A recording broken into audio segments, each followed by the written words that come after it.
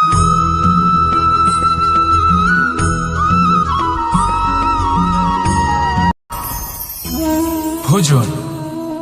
এবার ভোজন সংগ্রহ করার জন্য মানুষ কি না করেন, সব সময় চেষ্টা করতে থাকেন।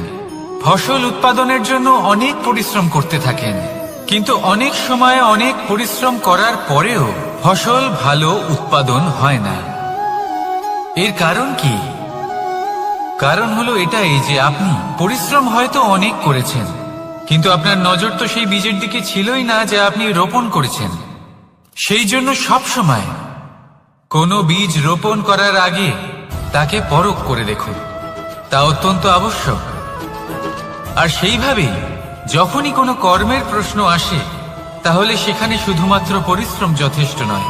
সেই কাজের প্রতি আপনার কর্তব্য কি, আপনার উদ্দেশ্য কি, সেটা জানা হলো অত্যন্ত গুরুত্বপূর্ণ।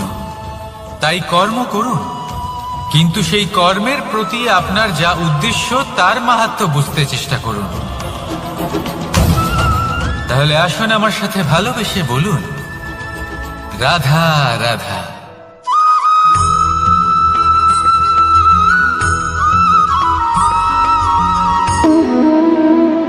সম্পর্ক হলো আমাদের জীবনের একটি আধার।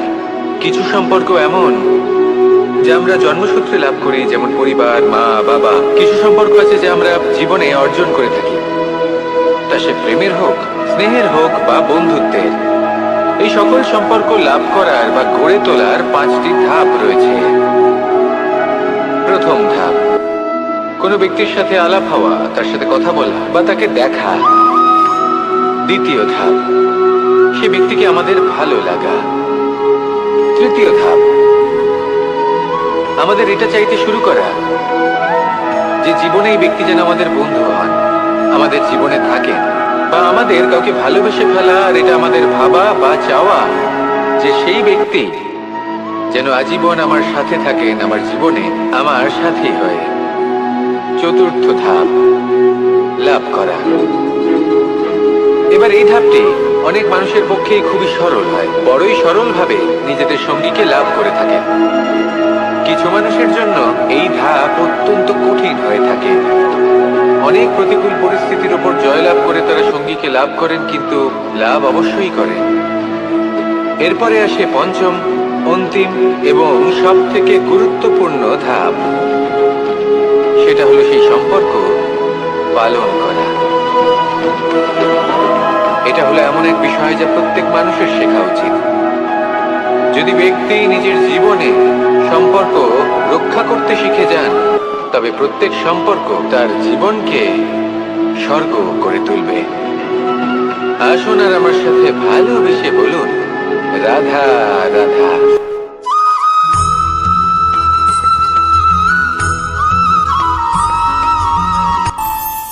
আমাদের মনে যখন কোনো প্রশ্ন ওঠে, কোনো দ্বন্দ্ব জাগে, তখন আমরা যাই আমাদের গুরুর কাছে, আমাদের আরাধ্যের কাছে গিয়ে জিজ্ঞেস করি।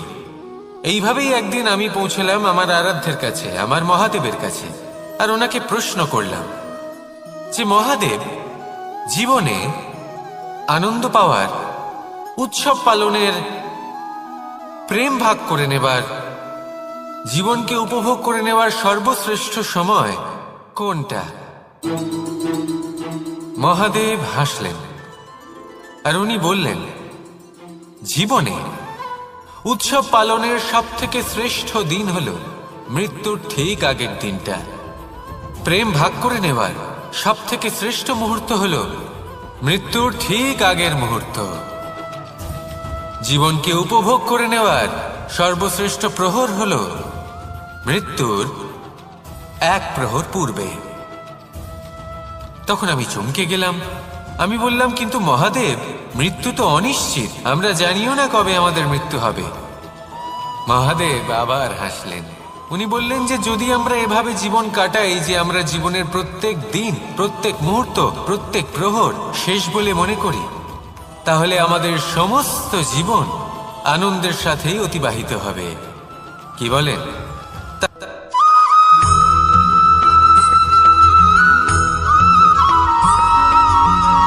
এই সংসারে কোনো বস্তু হোক বা ব্যক্তি হোক, তার একার গুরুত্ব কিন্তু খুব বেশি নয়। একটা উদাহরণ হিসেবে বৃষ্টির ফোঁটাকে ভেবে দেখুন। যদি একটি বৃষ্টির ফোঁটা হয় তাহলে তার খুব বেশি গুরুত্ব থাকে না, কিন্তু যখন সহস্র বৃষ্টির ফোঁটা মেঘের মধ্যে দিয়ে ঝরে পড়ে তখন সেটা বর্ষার রূপ ধারণ করে। সেই বর্ষা যা এই প্রকৃতিকে শান্ত করে। সেইভাবেই পাথরের ছোট টুকরো তার খুব বেশি গুরুত্ব থাকে না, কিন্তু যখন অসংখ্য পাথরের টুকরো একত্রিত হয় তখন তা পর্বতের আকার ধারণ করে।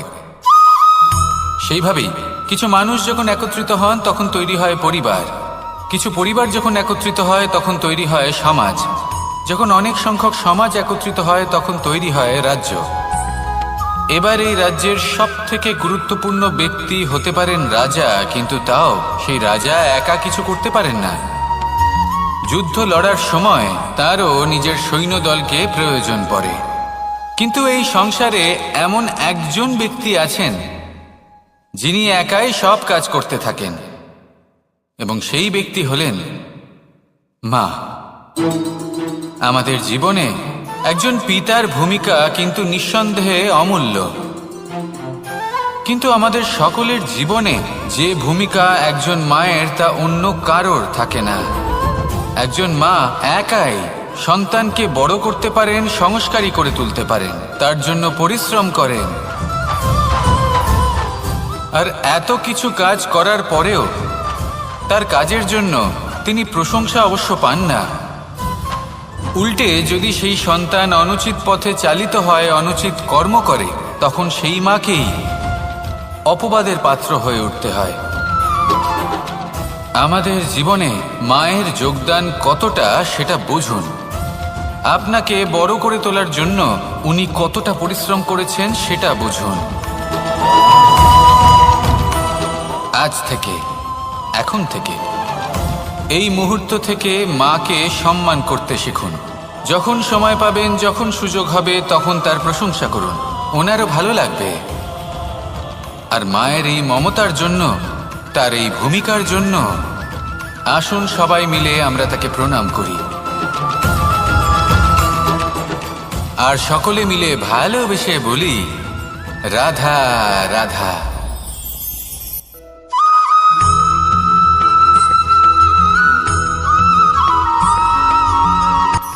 এই সংসারে সাফল্য লাভ করার জন্য জ্ঞানের প্রয়োজন হয়, পরিশ্রমের প্রয়োজন হয়, দৃঢ় নিষ্ঠার প্রয়োজন হয়, নিরন্তর চেষ্টা করা প্রয়োজনীয়।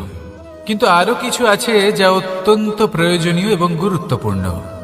তা হলো ভালো বন্ধু। তাদের থাকা অত্যন্ত প্রয়োজনীয়। যদি ভালো বন্ধু থাকে তাহলে সময় এলে তারা ঢাল হয়ে আপনাকে সুরক্ষা করবেন। সময় এলে অস্ত্রের মতো শত্রুকে সংহারও করবেন। যদি তিনি জ্ঞানী হন, তাদের মধ্যে সদ্গুণ থাকে, তাহলে এই সব গুণ আপনার মধ্যেও প্রবেশ করবে। তাহলে সাফল্যের জন্য ভালো বন্ধু পাওয়া অত্যন্ত প্রয়োজনীয়। কিন্তু শুধু বন্ধু কেন, ভালো শত্রুও থাকা প্রয়োজনীয়। এবার আপনি ভাববেন, আমি কি বললাম? যদি আপনার জীবনেও ভালো অর্থাৎ শক্তিশালী শত্রু থাকে, তাহলে আপনিও শক্তিশালী হতে থাকবেন। এই শত্রু আপনাকে প্রেরিত করবে আরো বেশি শক্তিশালী হয়ে ওঠার। কখনো কোনো হরিণকে দেখুন, তীব্র গতিতে দৌড়তে থাকে। কেন তীব্র গতিতে দৌড়য়? এই কারণে নয় যে কোথাও তার জন্য মধুর ঘাস অপেক্ষা করে রয়েছে, না। সে এই কারণে তীব্র গতিতে দৌড়য় কারণ সেটা না করলে তার পেছনে একটি সিংহ আছে যে ওকে নিজের ভোজন করে ফেলবে। তাই জীবনে বিপদ, সংকট, এই সব কিছুও হলো অত্যন্ত গুরুত্বপূর্ণ। তার সম্মুখীন হতে শিখুন, আর আমার সাথে ভালোবেসে বলুন, রাধা রাধা।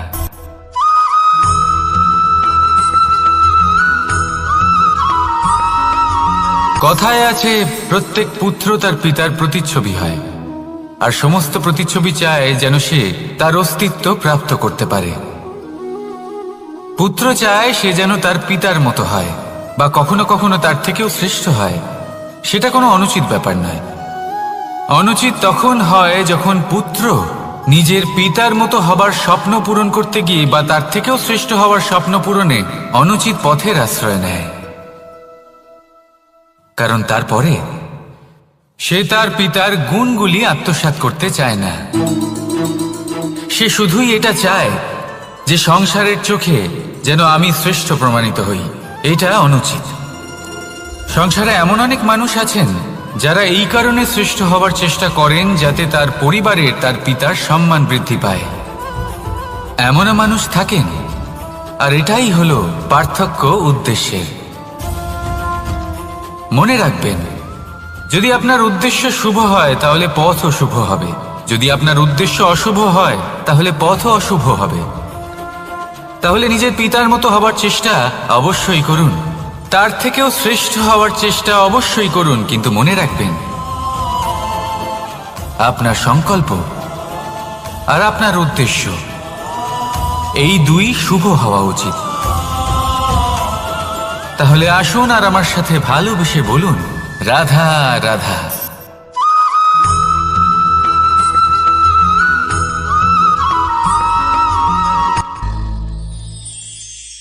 শিশিরের বিন্দু পাতার ওপর পড়ে আর তার গায়ে লেগে থাকে। পাতা তাকে শুষে নিতে পারে না, আর শেষ পর্যন্ত সে ঝরে পড়ে যায়। অন্যদিকে রয়েছে মেঘ এবং চাতক। এদের মধ্যে অনেক দূরত্ব থাকে। মেঘ থাকে আকাশে আর চাতক থাকে ধরিত্রীতে। কিন্তু যখন এই মেঘ থেকে বৃষ্টি ঝরে পড়ে, এই চাতক কিন্তু সেই জলই পান করে, নয়তো সে তৃষ্ণার্ত থেকে যায়। এবার অন্যদিকে দেখলাম শিশির বিন্দু আর পাতার এই সম্পর্ক। এরা খুব কাছাকাছি থাকে, ঘনিষ্ঠও থাকে। অন্যদিকে রয়েছে মেঘ এবং চাতকের সম্পর্ক, যাদের মধ্যে অনেক দূরত্ব থাকা সত্ত্বেও তারা খুব ঘনিষ্ঠ, তাই না? এই সারমর্ম খুব সরল। এই নৈকট্য, এই দূরত্ব, তা আপনার সম্পর্কে প্রভাব কিছুতেই ফেলতে পারে না। এই নৈকট্য, এই দূরত্ব, এইসব হলো শুধুমাত্র মনের ব্যাপার। কখনো আপনি অনুভব করেছেন আপনি কারোর থেকে অনেক অনেক দূরে আছেন, অনেক দূরে আছেন, তাও সেই ব্যক্তির প্রতি আপনি টান অনুভব করেন। সেখানে আপনি কারোর সাথে প্রত্যেক দিন অতিবাহিত করেন, সমস্ত জীবন অতিবাহিত করেন, সব থেকে বেশি সময় তার সাথে অতিবাহিত করেন, তাও তার প্রতি সেই টান অনুভব করেন না। এই সংকেত হলো মনের দূরত্বের। তাহলে মনের এই দূরত্ব দূর করুন আর আমার সাথে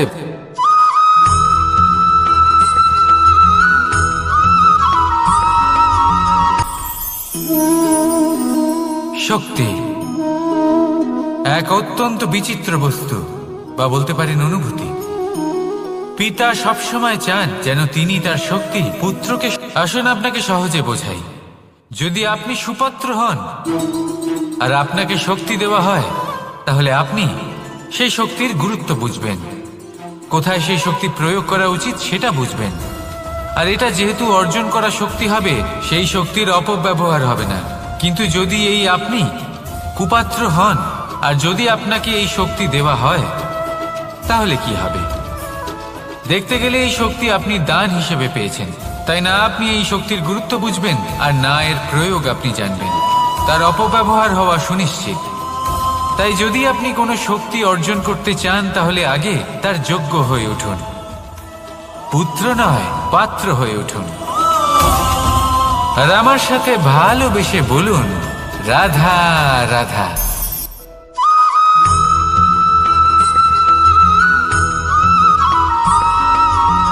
ভালো, শুধু ওনাদের কঠোর ব্যবহার দেখলে আমরা একটু ভয় পেয়ে যাই। এবার ওনাদের এই কঠোর ব্যবহার আমাদের ভালো না লাগলেও অত্যন্ত আবশ্যক, কারণ মাতার থেকে আমরা যে শক্তি লাভ করি তা যেন নিয়ন্ত্রণ হারিয়ে বিধ্বংসী না হয়ে ওঠে। আমরা যেন কোনো কুপথে না চলে যাই, আমরা কখনো যেন দোষ না করে ফেলি। শুধু সেই জন্য পিতা এবং গুরু একটু কঠোর হয়ে ওঠেন, এবং ওনাদের এই কঠোর আচরণ ভবিষ্যতে গিয়ে আমরা অবশ্যই বুঝতে পারি। জীবনে কিছু বছর আমরা এগিয়ে যাই আর তারপর আমরা বুঝতে পারি যে বাবা এবং গুরু আমাদের যথেষ্ট ভালোবাসতেন, কিন্তু ওনাদের ভালোবাসার বহিঃপ্রকাশ আলাদা। প্রয়োজনীয় হলো এটা দেখার, এটা বোঝার যে শুরু থেকে আমাদের প্রতি ওনাদের আচরণ কেমন ছিল। ওনাদের কঠোর হওয়ার পেছনে ওনাদের ভালোবাসাটা বোঝার চেষ্টা করুন, ওনাদের চিন্তাটা বোঝার চেষ্টা করুন, ওনাদের পথপ্রদর্শনের আড়ালে আপনার ভবিষ্যতের জন্য যে পরিকল্পনা ওনারা করেছেন সেটা বোঝার চেষ্টা করুন। তখন আপনারা বুঝতে পারবেন ওনাদের ভালোবাসাকে। আপনার মনের মধ্যে আপনা থেকেই ওনাদের প্রতি সম্মান জেগে উঠবে। নিজের পিতা এবং নিজের গুরু এই দুজনের প্রতি কৃতজ্ঞতা প্রকাশ করুন আর আমার সাথে ভালোবেসে বলুন, রাধা রাধা।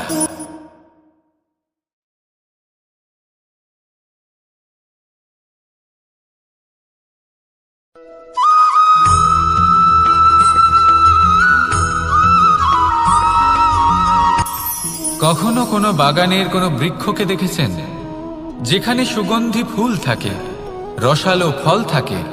তখন মন প্রফুল্ল হয়ে ওঠে, মন থেকে সেই বৃক্ষের প্রতি ভালোবাসা জন্মায়। কিন্তু যিনি বাগানের মালিক, শুধুমাত্র তিনিই জানেন যে কিভাবে এই বৃক্ষকে আগলে রাখতে হয়, কিভাবে তার পরিচর্যা করলে এতে সুন্দর সুগন্ধি ফুল হবে, রসালো ফল হবে। কখনো কখনো প্রয়োজনের থেকে বেশি রোদ পেলে এই বৃক্ষগুলি শুকিয়ে যায়, প্রয়োজনের থেকে কম রোদ পেলেও এই বৃক্ষ কিন্তু শুকিয়ে যায়। প্রয়োজনের থেকে কম জল যদি পায়, এই বৃক্ষ শুকিয়ে যেতে পারে। প্রয়োজনের থেকে অতিরিক্ত জল যদি পায়, তখনও এই বৃক্ষের শিকড়গুলি নষ্ট হয়ে যেতে পারে। এবার এটাই কিন্তু আমাদের সংসারের সাথেও হয়। আমাদের সংসারের সকল প্রতিভাশালী ব্যক্তি, যেমন লেখক, বিচারক, প্রবক্তা, যোদ্ধা, এদের সবার ক্ষেত্রে এই কথাটাই প্রযোজ্য। যদি বেশি প্রশংসা করা হয়, তাহলেও এরা হারিয়ে যাবেন। প্রয়োজনের থেকে বেশি যদি নিন্দা করা হয়, তখনও তারা নত হয়ে পড়বেন।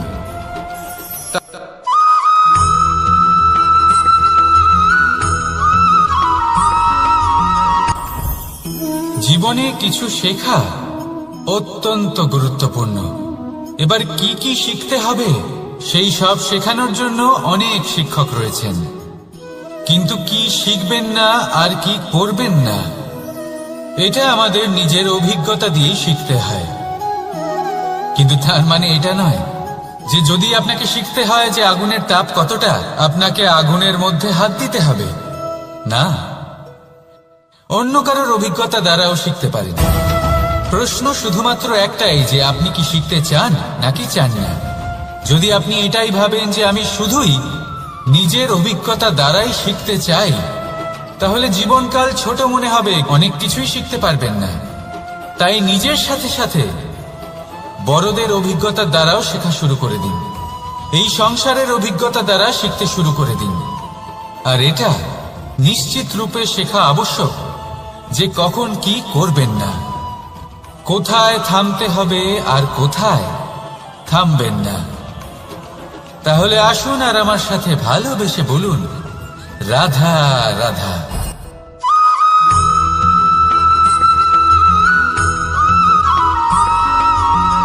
এই সংসারে সবথেকে বেশি কোমল বস্তু হলো রেশম। এই রেশম এতটাই কোমল হয় যে এর পুরো একটা থান শুধুমাত্র একটা হাতে ধরা সম্ভব। কখনো ভেবে দেখেছেন এই রেশম কিভাবে হয়? একটি কীট তার লালার দ্বারা উৎপন্ন হয়। এই কীট সেই রেশমকে পাক দিতে থাকে, পাক দিতেই থাকে আর আস্তে আস্তে তার মধ্যেই জড়িয়ে পড়ে।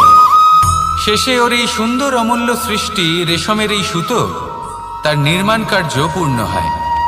কিন্তু তাতেই ও নিজে বন্দী হয়ে যায়। নিজেরই মায়াজালের এই বন্দী গৃহে নিজেই ফেঁসে যায়।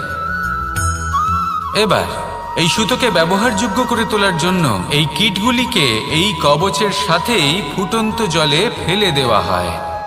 এই সংসারে যদি আমাদের স্বপ্ন এই সংসারের দুঃখ হরণ করার জন্য, এই সংসারে সুখ বিতরণ করার জন্য হয়, তবেই আমাদের প্রগতি সম্ভব। যদি আমাদের এই স্বপ্ন শুধুই আমাদের এবং আমাদের স্বার্থ সিদ্ধির জন্য হয়, তাহলে এই স্বপ্ন আমাদের অন্ধ করে দেবে, আমাদের অন্ধকারের পথে নিয়ে যাবে, আর আমরাও সেই কীটের মতো হয়ে যাব। নিজেদেরই মায়াজালে আমরা নিজেই ফেঁসে যাব। আর শেষে আমরা যদি কিছু লাভ করি, তা হবে একাকিত্ব, অন্ধকারময় মৃত্যু। তাই স্বপ্ন অবশ্যই দেখুন, কিন্তু এমনভাবে স্বপ্ন দেখবেন না যে তার এই বন্দিগৃহে আপনি নিজেই ফেঁসে গেলেন। স্বপ্ন দেখুন পরোপকারে।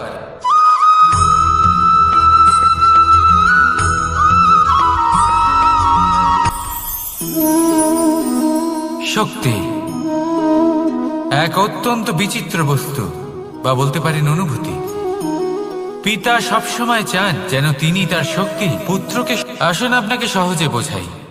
যদি আপনি সুপাত্র হন আর আপনাকে শক্তি দেওয়া হয়, তাহলে আপনি সেই শক্তির গুরুত্ব বুঝবেন, কোথায় সেই শক্তি প্রয়োগ করা উচিত সেটা বুঝবেন। আর এটা যেহেতু অর্জন করা শক্তি হবে, সেই শক্তির অপব্যবহার হবে না। কিন্তু যদি এই আপনি কুপাত্র হন আর যদি আপনাকে এই শক্তি দেওয়া হয়, তাহলে কি হবে? দেখতে গেলে এই শক্তি আপনি দান হিসেবে পেয়েছেন, তাই না আপনি এই শক্তির গুরুত্ব বুঝবেন আর না এর প্রয়োগ আপনি জানবেন। তার অপব্যবহার হওয়া সুনিশ্চিত। তাই যদি আপনি কোনো শক্তি অর্জন করতে চান, তাহলে আগে তার যোগ্য হয়ে উঠুন। পুত্র নয়, পাত্র হয়ে উঠুন। আর আমার সাথে ভালোবেসে বলুন, রাধা রাধা।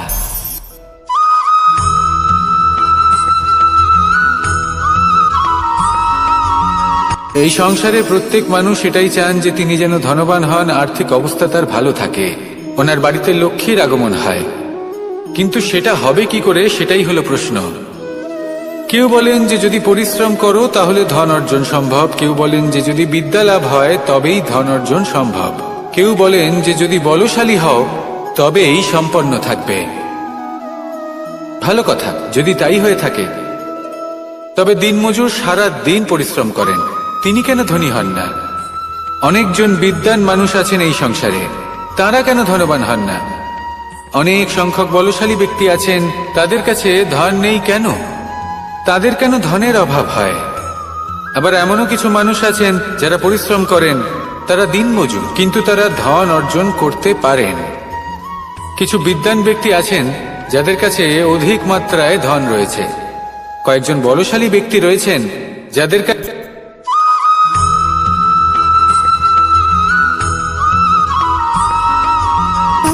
সুখ, দুঃখ এবং শক্তি, এই তিন হলো এই সংসারের ত্রিদেবের মতো। আমাদের জীবনে যা কিছু ঘটছে এই তিনটির ভিত্তির উপরেই হচ্ছে। আসলে এই সংসারের একটা নিয়ম আছে, যখনই আপনি কিছু লাভ করেন, এই সংসার আপনার পরীক্ষা নেয়। এটা জানার জন্য আপনার পরীক্ষা নেয় যে আপনি যা কিছুই লাভ করেছেন, আপনি কি আদৌ সেটার যোগ্য কিনা। ঠিক সেইভাবেই এই সুখ, দুঃখ এবং শক্তি আপনার পরীক্ষা নিয়ে থাকে। যখন সুখ আসে তখন সে আপনার পরীক্ষা নেয় যে আপনার মধ্যে অহংবোধ জাগ্রত হয়নি তো। যদি অহংবোধ চলে আসে তাহলে সুখ সেখানেই সঙ্গ ত্যাগ করে। দুঃখ আপনার ধৈর্যের পরীক্ষা নিতে থাকে, আর যদি আপনার মধ্যে ধৈর্য না থাকে তাহলে এটা আপনাকে আরো বেশি দুঃখের গভীর অন্ধকারে ঠেলে দেবে। সেখানে শক্তি পরীক্ষা নেয় আপনার বিনম্রতার। যদি আপনি বিনম্র না হন, তাহলে হয় এই শক্তি আপনার সঙ্গ ত্যাগ করবে, নয় এই শক্তি বিনম্রতার অভাবে আপনার পতনের কারণ হতে পারে। এই সংসারে যে কোনো ব্যক্তি যিনি এই পরীক্ষায় উত্তীর্ণ হয়ে থাকেন, এই জীবনে তিনি সাফল্য লাভ করেন। আসুন আমার সাথে ভালোবেসে বলুন, রাধা রাধা।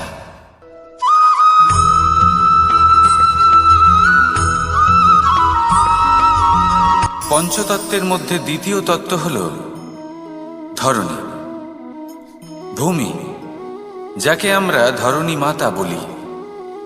এই ধরণী ধৈর্য ধারণ করে, আর এর ওপরেই আমাদের সমগ্র সংসার নির্ভরশীল।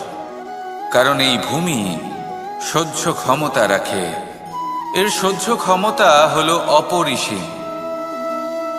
সন্তান যতই আঘাত প্রদান করুক না কেন, প্রেম পূর্বক সহ্য করে, আর তার বদলে অমূল্য রত্ন প্রদান করে। সন্তান যদি হাল চালায়, তাহলে তার বদলে তাকে অন্ন প্রদান করে। এটাই হলো ধরণী। এবার এর থেকে আমরা কি শিক্ষা পেতে পারি? এটাই যে কারোর জন্য কিছু করা বা কাউকে কিছু দেওয়া মনে কোনো কামনা ছাড়াই। আর এই কথাটা বুঝে যান, যদি কারোর জন্য কামনা না রেখে বা কোনো পাওয়ার আশা না রেখে কারোর জন্য কিছু করেন বা কারোকে কিছু দেন, যদি এটা আপনি শিখতে পারেন তবে আপনি ভালোবাসতে শিখে গেছেন। আর সেই জন্যই এই ধরিত্রীকে মাতা বলা হয়, কারণ মাতা শুধু উনি নন যিনি গর্ভে সন্তানকে ধারণ করেন, মাতা তো উনিও যিনি জীবন বাঁচতে শেখান, যিনি জীবন বাঁচার উদাহরণ প্রদান করেন। তাহলে ধরনীর থেকে এই নিঃস্বার্থ ভাব শিখুন, নিঃস্বার্থ ভালোবাসা শিখুন, আর এই ভালোবাসার সাথেই বলুন রাধা রাধা।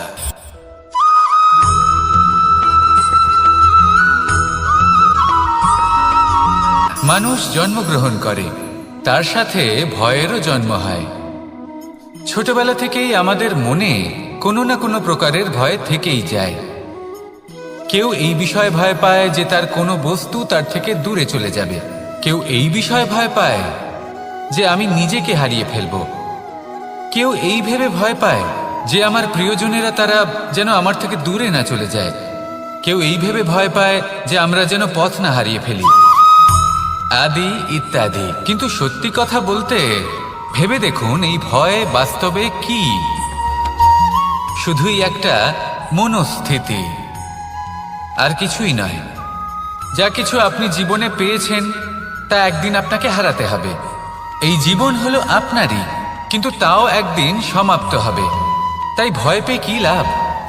এই ভয় শুধু আপনাকে জীবনযাপন করা থেকে বাধা দিচ্ছে, আর কিচ্ছু নয়। পথ হারিয়ে ফেললেই বুঝতে পারবেন যে নতুন পথ কিভাবে বানাতে হয়।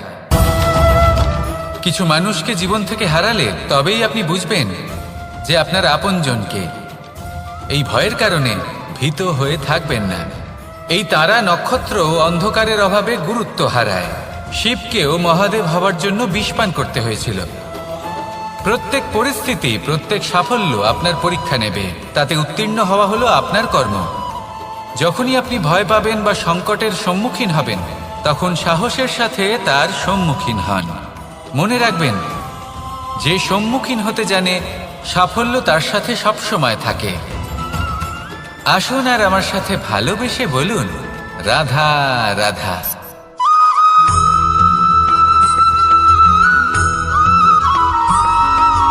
জীবনে অগ্রসর হওয়ার জন্য আমাদের কাকে প্রয়োজন হয়?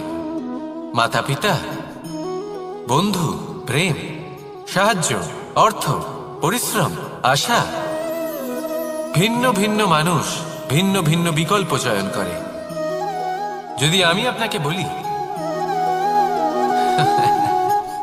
তাহলে জয় আর পরাজয়ের মন্ত্র দুটো শব্দের উপর নির্ভর করে, মেনে নেওয়া আর দৃঢ় হওয়া। যদি মেনে নেন তাহলে হেরে যাবেন, যদি দৃঢ় হন তাহলে নিশ্চিত রূপে জয়ী হবেন। যদি কখনো আপনি ক্লান্ত হয়ে ওঠেন, আপনি দুঃখী হন, পুরোপুরি ভেঙে পড়েছেন, তখন মেনে নেবেন না যে আপনি ভেঙে পড়েছেন, নয়তো হেরে যাবেন। তখন উল্টে স্থির করবেন যে যাই হয়ে যাক না কেন আমি জয়ী হবই। আর আপনি দেখবেন যে জয় নিশ্চিত রূপে আপনার কাছেই আসবে। তাহলে এই কথা মনে রাখবেন আর আমার সাথে ভালোবেসে বলবেন রাধা রাধা।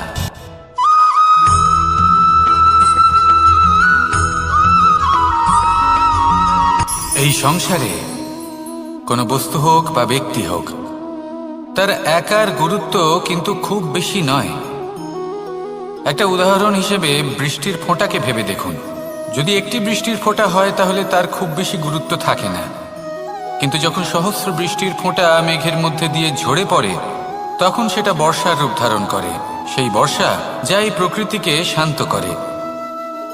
সেইভাবেই পাথরের ছোট টুকরো, তার খুব বেশি গুরুত্ব থাকে না, কিন্তু যখন অসংখ্য পাথরের টুকরো একত্রিত হয় তখন তা পর্বতের আকার ধারণ করে। সেইভাবেই কিছু মানুষ যখন একত্রিত হন তখন তৈরি হয় পরিবার, কিছু পরিবার যখন একত্রিত হয় তখন তৈরি হয় সমাজ, যখন অনেক সংখ্যক সমাজ একত্রিত হয় তখন তৈরি হয় রাজ্য। এবার এই রাজ্যের সবথেকে গুরুত্বপূর্ণ ব্যক্তি হতে পারেন রাজা, কিন্তু তাও সেই রাজা একা কিছু করতে পারেন না। যুদ্ধ লড়ার সময় তারও নিজের সৈন্যদলকে প্রয়োজন পড়ে। কিন্তু এই সংসারে এমন একজন ব্যক্তি আছেন যিনি একাই সব কাজ করতে থাকেন, এবং সেই ব্যক্তি হলেন মা। আমাদের জীবনে একজন পিতার ভূমিকা কিন্তু নিঃসন্দেহে অমূল্য, কিন্তু আমাদের সকলের জীবনে যে ভূমিকা একজন মায়ের তা অন্য কারোর থাকে না। একজন মা একাই সন্তানকে বড় করতে পারেন, সংস্কারী করে তুলতে পারেন, তার জন্য পরিশ্রম করেন। আর এত কিছু কাজ করার পরেও তার কাজের জন্য তিনি প্রশংসা অবশ্য পান না। উল্টে যদি সেই সন্তান অনুচিত পথে চালিত হয়, অনুচিত কর্ম করে, তখন সেই মাকেই অপবাদের পাত্র হয়ে উঠতে হয়। আমাদের জীবনে মায়ের যোগদান কতটা সেটা বুঝুন। আপনাকে বড় করে তোলার জন্য উনি কতটা পরিশ্রম করেছেন সেটা বুঝুন। আজ থেকে, এখন থেকে, এই মুহূর্ত থেকে মাকে সম্মান করতে শিখুন। যখন সময় পাবেন, যখন সুযোগ হবে, তখন তার প্রশংসা করুন, ওনারও ভালো লাগবে। আর মায়ের এই মমতার জন্য, তার এই ভূমিকার জন্য আসুন সবাই মিলে আমরা তাকে প্রণাম করি, আর সকলে মিলে ভালোবেসে বলি, রাধা রাধা।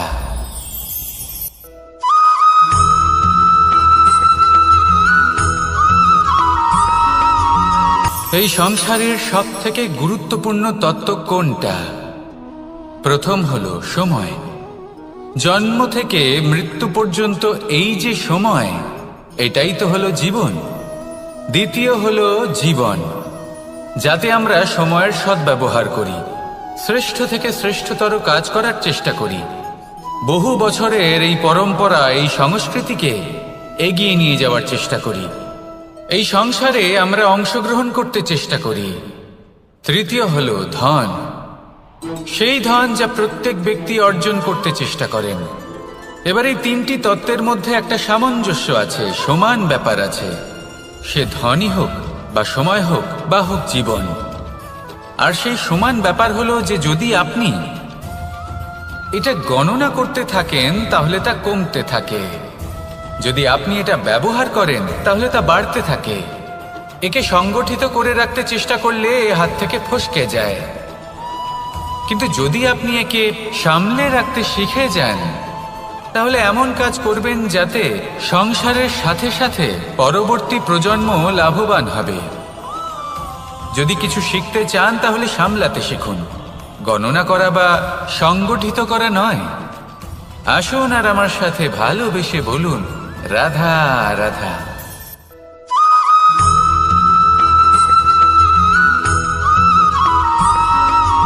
কথায় আছে, প্রত্যেক পুত্র তার পিতার প্রতিচ্ছবি হয়, আর সমস্ত প্রতিচ্ছবি চায় যেন সে তার অস্তিত্ব প্রাপ্ত করতে পারে। পুত্র চায় সে যেন তার পিতার মতো হয়, বা কখনো কখনো তার থেকেও শ্রেষ্ঠ হয়। সেটা কোনো অনুচিত ব্যাপার নয়। অনুচিত তখন হয় যখন পুত্র নিজের পিতার মতো হবার স্বপ্ন পূরণ করতে গিয়ে বা তার থেকেও শ্রেষ্ঠ হওয়ার স্বপ্ন পূরণে অনুচিত পথের আশ্রয় নেয়। কারণ তারপরে সে তার পিতার গুণগুলি আত্মসাৎ করতে চায় না। সে শুধুই এটা চায় যে সংসারের চোখে যেন আমি শ্রেষ্ঠ প্রমাণিত হই। এটা অনুচিত।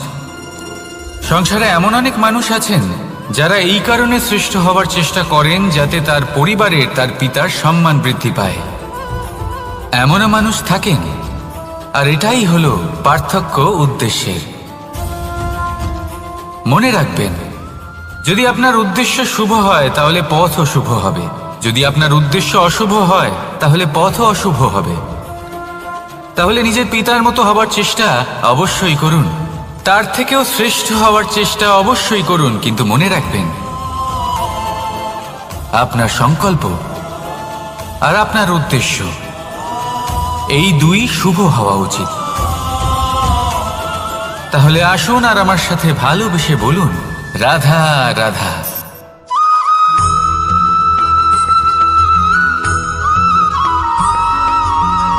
পিতা আর পুত্রের সম্পর্ক অত্যন্ত মধুর হয়ে থাকে। পিতা স্বপ্ন দেখেন, তাকে পূর্ণ করার সকল সম্ভাব্য চেষ্টা করেন, কিন্তু তাও অনেক সময় ওনার স্বপ্ন অপূর্ণ থেকে যায়। তখন পিতা ভাবেন যে স্বপ্ন উনি পূর্ণ করতে পারেননি, ওনার সন্তান তা অবশ্যই পূরণ করবে। যে স্থানে উনি কখনো পৌঁছতে পারেননি, সেই স্থানে ওনার পুত্র অবশ্যই পৌঁছবে। পিতা নিজের সন্তানের ভবিষ্যৎ নিয়ে সেই স্বপ্ন দেখেন, আর যখন সেই সন্তান সামনে এগোতে থাকে তখন তার দুঃখ হয় না, বরং গর্ব হয়। ওনার ভালো লাগে এটা দেখে যে ওনার সন্তান অনেক উন্নতি করছে। কিন্তু যখন সন্তান নিজের অভিভাবকের শক্তি দেখে, তার যশ দেখে হিংসা করতে থাকে, সমস্যা সেইখানেই শুরু হয়। সেই জন্য সকল সন্তানকে এটা মনে রাখতে হবে, দেখুন, পুত্র হবার সুবাদে, এক সন্তান হবার সুবাদে এটা হলো আপনার অধিকার যে আপনি আপনার পিতার থেকে বেশি উন্নতি করবেন। আপনার পিতাও এটাই চান, কিন্তু সুস্থভাবে এটা করুন।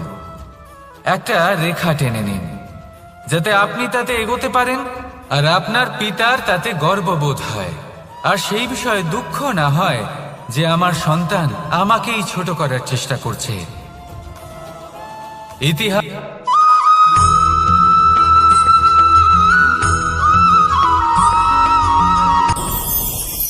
ভয়ের সাথে আমরা সবাই পরিচিত, কষ্টও আমরা সবাই পেয়েছি। কখনো কখনো আমরা অসুস্থ হয়ে পড়ি, আর এমন সময় হলে মাতার মমতা, কখনো বাবার স্নেহ, কখনো বন্ধুদের পাশে থাকার অনুভূতি আমাদের রোগ নিরাময়ে সাহায্য করে। কখনো যদি আমরা নিরাশ হয়ে পড়ি, তখন যদি আমাদের কোনো আপনজন আমাদের দুটো ভালো কথা বলে, তখন আমাদের মনোবল বেড়ে যায়। ঠিক তেমন সংসারের এই রঙ্গমঞ্চে যদি আপনি পীড়িত অনুভব করেন, কিছু শুভ কথা আলোচনা করুন, কিছু স্তুতি গান করুন, কিছু মুহূর্তের জন্য হলেও নিজের ইষ্টদেবের কথা স্মরণ করুন আর প্রার্থনা করুন। সাহস বাড়বে, শক্তিও বৃদ্ধি পাবে এবং সামনে এগিয়ে চলার পথও দেখতে পাবেন। তখন এই মন প্রসন্ন হয়ে বলবে, রাধা রাধা।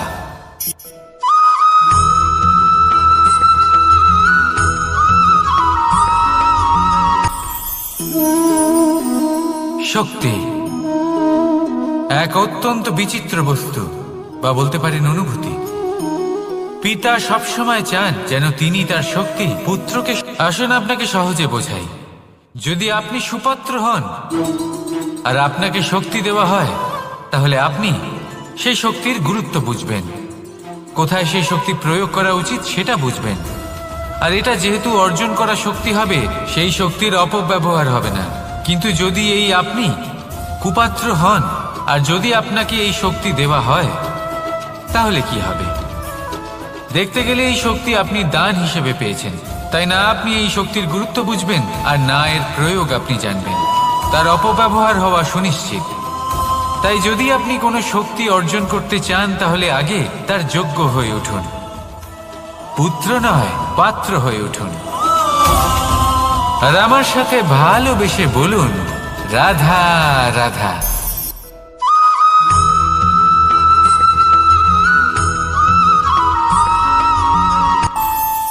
আমাদের মনে যখন কোনো প্রশ্ন ওঠে, কোনো দ্বন্দ্ব জাগে, তখন আমরা যাই আমাদের গুরুর কাছে, আমাদের আরাধ্যের কাছে গিয়ে জিজ্ঞেস করি।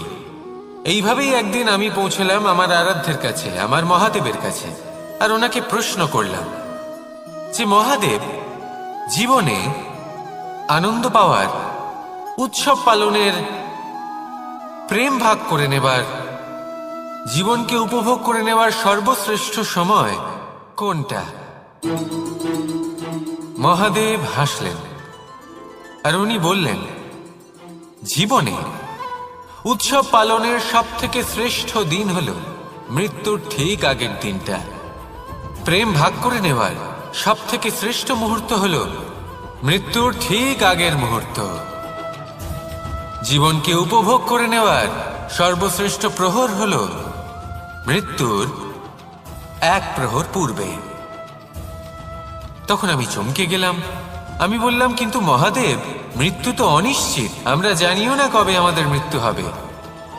মহাদেব আবার হাসলেন উনি বললেন যে যদি আমরা এভাবে জীবন কাটাই যে আমরা জীবনের প্রত্যেক দিন, প্রত্যেক মুহূর্ত, প্রত্যেক প্রহর শেষ বলে মনে করি, তাহলে আমাদের সমস্ত জীবন আনন্দের সাথেই অতিবাহিত হবে। কি বলেন?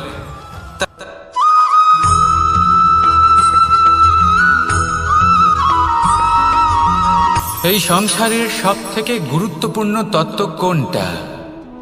প্রথম হলো সময়। জন্ম থেকে মৃত্যু পর্যন্ত এই যে সময়, এটাই তো হলো জীবন। দ্বিতীয় হলো জীবন, যাতে আমরা সময়ের সদ্ব্যবহার করি, শ্রেষ্ঠ থেকে শ্রেষ্ঠতর কাজ করার চেষ্টা করি, বহু বছরের এই পরম্পরা, এই সংস্কৃতিকে এগিয়ে নিয়ে যাওয়ার চেষ্টা করি, এই সংসারে আমরা অংশগ্রহণ করতে চেষ্টা করি। তৃতীয় হলো ধন, সেই ধন যা প্রত্যেক ব্যক্তি অর্জন করতে চেষ্টা করেন। এবার এই তিনটি তত্ত্বের মধ্যে একটা সামঞ্জস্য আছে, সমান ব্যাপার আছে, সে ধনই হোক বা সময় হোক বা হোক জীবন। আর সেই সমান ব্যাপার হলো যে যদি আপনি এটা গণনা করতে থাকেন তাহলে তা কমতে থাকে, যদি আপনি এটা ব্যবহার করেন তাহলে তা বাড়তে থাকে। একে সংগঠিত করে রাখতে চেষ্টা করলে এ হাত থেকে ফসকে যায়, কিন্তু যদি আপনি একে সামলে রাখতে শিখে যান তাহলে এমন কাজ করবেন যাতে সংসারের সাথে সাথে পরবর্তী প্রজন্ম লাভবান হবে।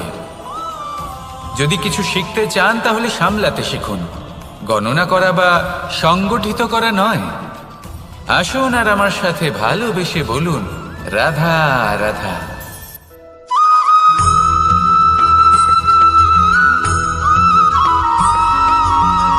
যখন আমরা কোনো বনে প্রবেশ করি তখন এই সবুজ ঘাস দেখে, এই কোমল ঘাস দেখে আমাদের মন প্রফুল্ল হয়ে ওঠে।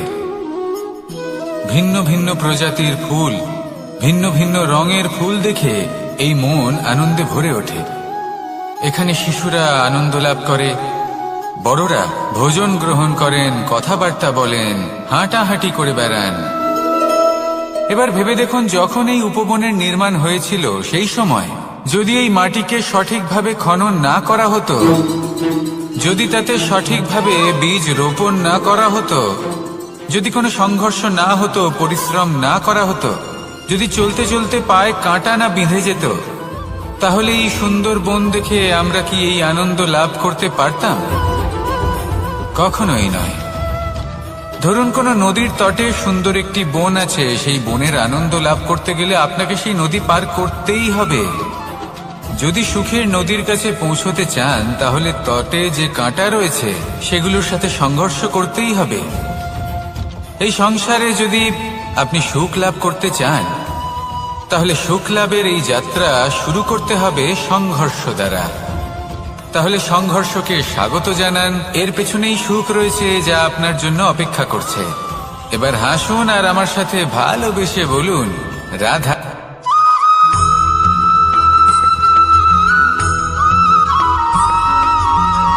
পুরুষার্থ। শাস্ত্রে 4 ধরনের পুরুষার্থের কথা বলা হয়েছে। প্রথম হলো ধর্ম। আপনি কি জানেন এই ধর্ম আসলে কি? আপনার কি মনে হয় ধর্ম আসলে কি? কোনো বিশেষ ঈশ্বরকে মানাই কি ধর্ম বলা হয়? নাকি কোনো বিশেষ রীতি পালন করাই হলো ধর্ম? নাকি কোনো বিশেষ সাহিত্যকে সর্বশ্রেষ্ঠ মনে করাই হলো ধর্ম? না, ধর্ম হলো সেটা যাকে ধারণ করা যেতে পারে। আর ধারণ শুধু সেটাই করা যায় যা পবিত্র। পবিত্র শুধু তাকেই বলা হয় যা নিঃস্বার্থ, যার মধ্যে শাসন করার কোনো ইচ্ছে নেই, যা সরলভাবেই প্রবাহমান, জল এবং বায়ুর মতো। যখন কোনো ব্যক্তি ধর্মকে ধারণ করেন এবং সেই ধর্ম সেই ব্যক্তিকে রক্ষা করে, তখন তাকে ধর্ম বলা হয়। ধর্ম যা রক্ষা করে অহংকার থেকে, খারাপ চিন্তার হাত থেকে। সেই জন্য পুরুষার্থ গড়ে তোলার আগে, ধর্ম পালন করার আগে ধর্মের প্রকৃত অর্থ কি সেটা বুঝে নিন। এটা জেনে রাখুন যে সমস্ত ধর্মের আধার, সমস্ত ধর্মের ভিত শুধুমাত্র ভালোবাসা। আসুন আর এই ভালোবাসার সাথেই বলুন, রাধা রাধা।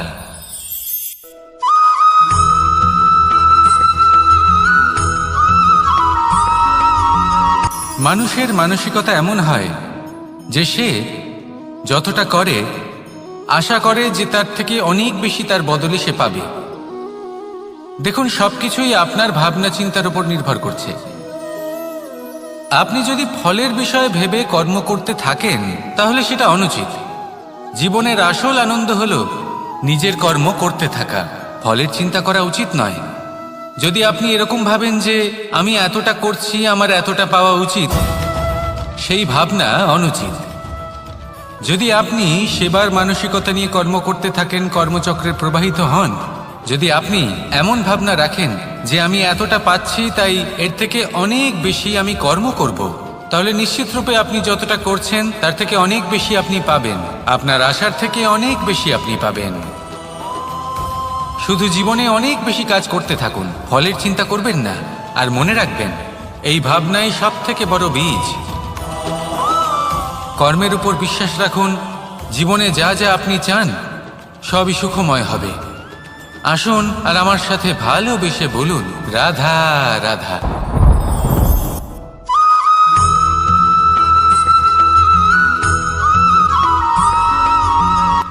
সংসারে আমাদের জীবনে যখন কোনো সুখ বা দুঃখ আসে, তার জন্য আমরা কাউকে না কাউকে অবশ্যই দায়ী করে থাকি, তাই না?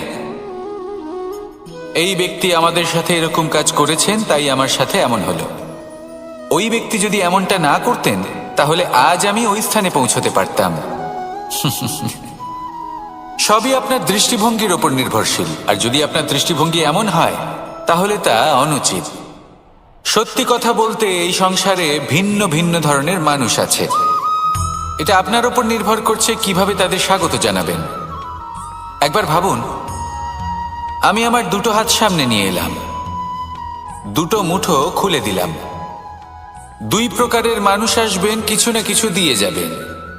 এই মুঠো যদি আমি বন্ধ করে দিই তাহলে না কেউ আমাকে কিছু দিতে পারবে, না আমার কিছু যাবে আসবে। নিশ্চয়ই বুঝতে পারছেন এই দুই ধরনের ব্যক্তি কারা এবং তারা কি দিয়ে যান। আমি যদি নিজের মুঠো খুলে দিই তাহলে কিছু ভালো মানুষ আসবেন, আমাকে আনন্দ, সন্তুষ্টি, জ্ঞান প্রদান করে যাবেন, ভালো অভিজ্ঞতা দিয়ে যাবেন। কোনো খারাপ ব্যক্তি যদি আসেন তাহলে তিনিও খারাপ অভিজ্ঞতা দেবেন, যার থেকে আমি শিক্ষা লাভ করব। এই সব কিছু আমি লাভ করতে পারি। মুঠো যদি বন্ধ করে রাখি তাহলে আমি কিছুই পাবো না। দেখুন, এই সংসারে প্রত্যেকের জীবনে এইরকম। প্রত্যেকের জীবনে সবকিছুই আছে, ভালো খারাপ দুই মানুষই আছে। ভালো অভিজ্ঞতা আছে, খারাপ অভিজ্ঞতা আছে। নির্ভর করছে আপনার উপর যে আপনি কি করবেন, এনাদের স্বাগত কিভাবে জানাবেন, কার থেকে কি বুঝবেন, কি শিখতে পারবেন, আর কোন দৃষ্টিভঙ্গি নিয়ে অগ্রসর হবেন। এটাই নির্ধারণ করবে যে আপনার জীবন কেমন হবে। আসুন আমার সাথে ভালোবেসে বলুন, রাধা রাধা।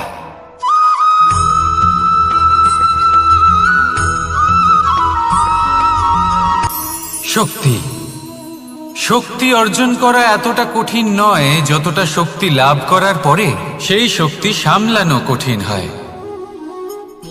কারণ যেই মানুষ শক্তি লাভ করে তার মনে গর্ববোধ জন্মায়, জন্মায় অহংকার, জন্মায় জেদ। তাই শক্তি প্রাপ্ত করার সাথে বিনম্র থাকাও অত্যন্ত আবশ্যক। আর এটা আমাদের শেখা উচিত বৃক্ষের থেকে। বৃক্ষ যা আমাদের ফল দেয়, বৃক্ষ যা যত ফল দেয় ততটাই ঝুঁকে যায়। আমরা পাথর মারি ওই বৃক্ষের থেকে ফল প্রাপ্ত করার জন্য। সেই পাথরের মার সহ্য করেও বৃক্ষ আমাদের ফল দেয়।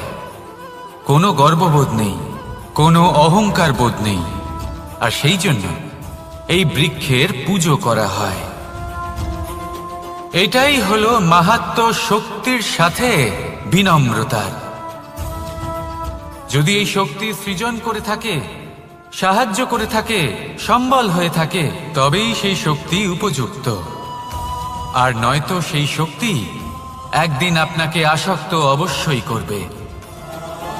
তাহলে শক্তি অবশ্যই অর্জন করুন, কিন্তু তার সাথে সেই শক্তি সামলানোর মতো বিবেকও আপনাকে অবশ্যই জাগ্রত করতে হবে। তাহলে আসুন আমার সাথে ভালোবেসে বলুন, রাধা রাধা।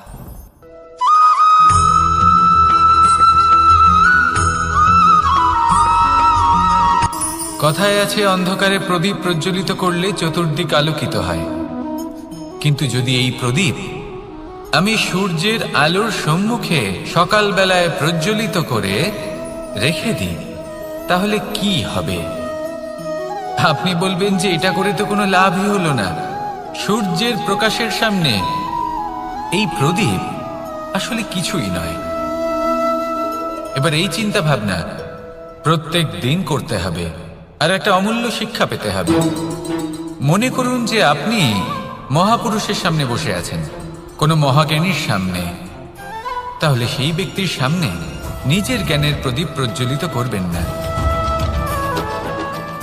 নীরব থাকুন আর সেই ব্যক্তির সূর্যের প্রকাশের মতো জ্ঞান প্রাপ্ত করুন। যতটা পারবেন জ্ঞান লাভ করুন। যদি এমন কোনো সময় এমন কোনো স্থানে আপনি আছেন যেখানে চতুর্দিক অন্ধকার, কারোর কাছেই জ্ঞান নেই, সেখানে নিজের জ্ঞানের প্রদীপ প্রজ্বলিত করুন। এমন করলে দুদিক থেকেই আপনার লাভ হবে। আপনার জ্ঞান প্রাপ্তিও হবে আর জ্ঞানের সঠিক প্রয়োগও করতে পারবেন। আর এই মন প্রসন্ন হয়ে বলবে, রাধা রাধা।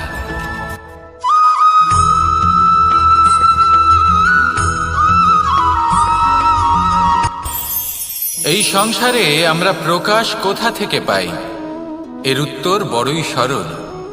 ভোরে যখন সূর্যোদয় হয় তখন প্রকাশের কিরণ আমাদের ঘরে এসে পৌঁছয়।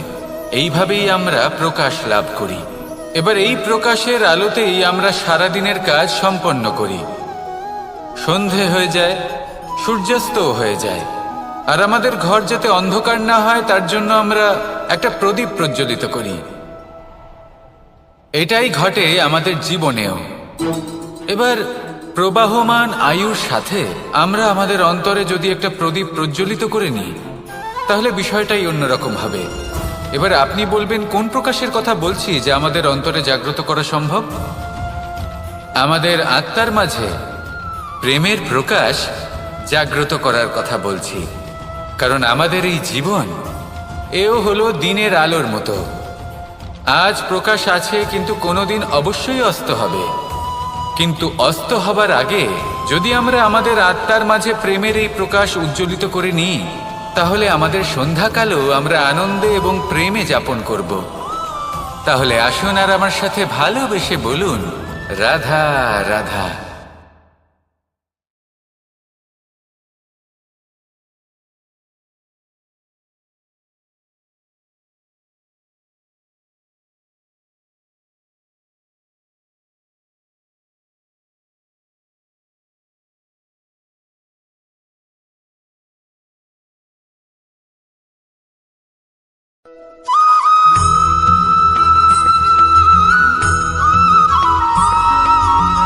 কথায় আছে যে এমন কোনো অক্ষর নেই যার দ্বারা কোনো মন্ত্র হয় না।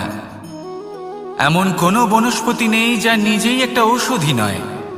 পৃথিবীর এমন কোনো ব্যক্তি নেই যার মধ্যে কোনো যোগ্যতা থাকে না। শুধু প্রয়োজন হলো যে ব্যক্তিকে আমরা খুঁজে চলেছি তাকে সঠিকভাবে চিনে নেওয়া। যদি তার যোগ্যতা, তার বিশেষত্ব আমরা বুঝতেই না পারি, তাহলে আর লাভ কি রইল?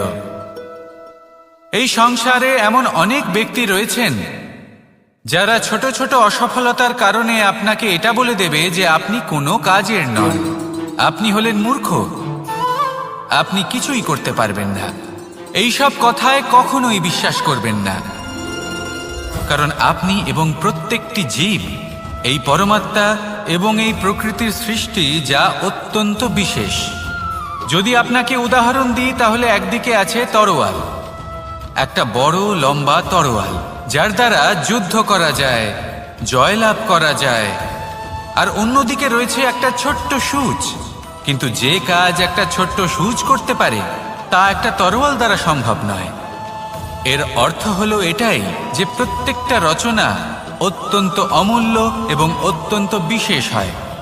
তাহলে বিশ্বাস রাখুন যে আপনি অত্যন্ত বিশেষ একজন, আর প্রেমের সাথে বলুন, রাধা রাধা।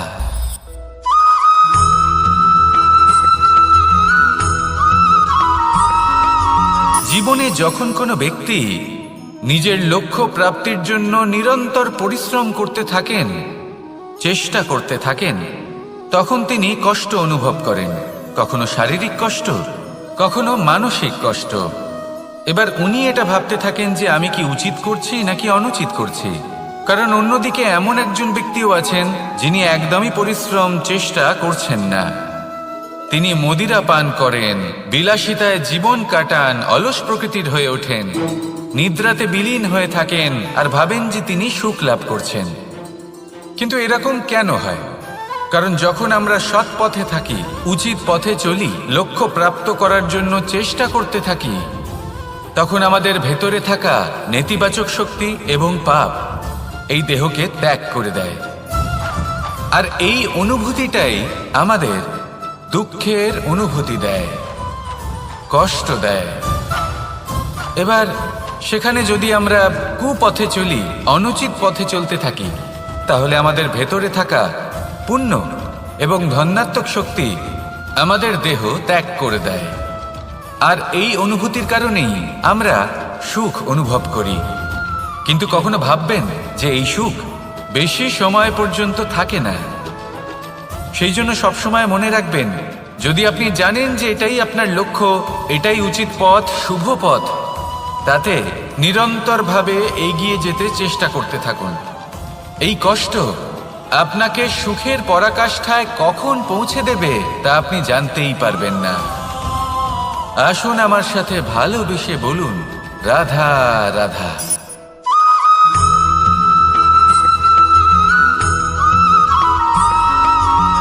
এই দড়িটা দেখুন, ছোট ছোট রেশম দ্বারা তৈরি, এটা সরু সুতো দ্বারা তৈরি হয়েছে এটা, আর এ অত্যন্ত কোমলও বটে। আর আপনি চাইলে এটা সোজাও করে দিতে পারেন, আর চাইলে এটা বেঁকিয়েও দিতে পারেন, আর যদি চান তাহলে এটা গোল গোল করে বেঁধে কোথাও রেখেও দিতে পারেন। এবার এই কোমল দড়ি যদি কোনো নিষ্ঠুর কঠিন পাথরে বারংবার জড়িয়ে দেওয়া হয়, তাহলেও তাকেও কাটতে পারে, নিজের ছাপ ছেড়ে যেতে পারে, সেটার আকারও বদলে ফেলতে পারে। এবার এর কারণ কি? এর কারণ হলো অভ্যাস আর নিরন্তর প্রচেষ্টা। যদি আপনিও চেষ্টা করেন আর নিরন্তর কর্ম করে যান, তাহলে আপনার প্রারব্ধ পাথরের মতো কঠিনই হোক না কেন, তাতে ভাঙন ধরিয়েও আপনি নিজের লক্ষ্যে অবশ্যই পৌঁছতে পারবেন। একটা গুরুত্বপূর্ণ কথা মনে রাখবেন, সুকর্মের অভ্যাস আর নিরন্তর প্রয়াস, এই হলো সাফল্যের মন্ত্র। তাহলে জীবনে এই মন্ত্র আনুন আর আমার সাথে ভালোবেসে বলুন, রাধা রাধা।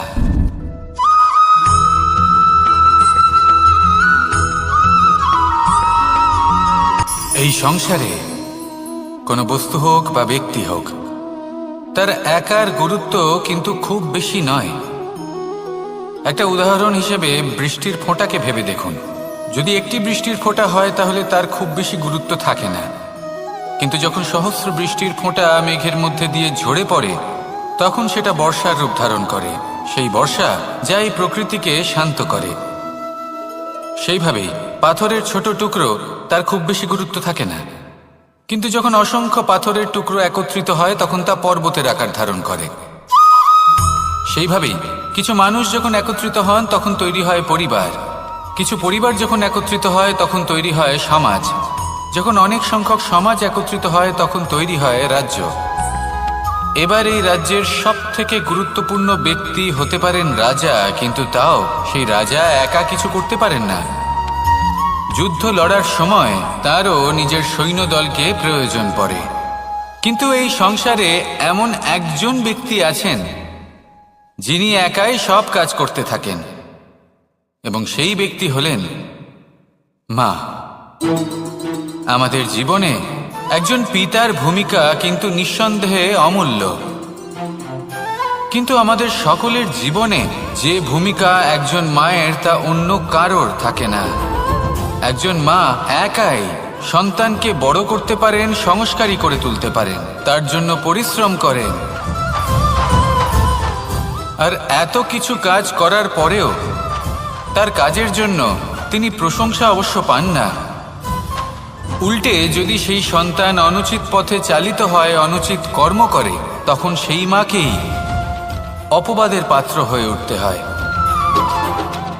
আমাদের জীবনে মায়ের যোগদান কতটা সেটা বুঝুন।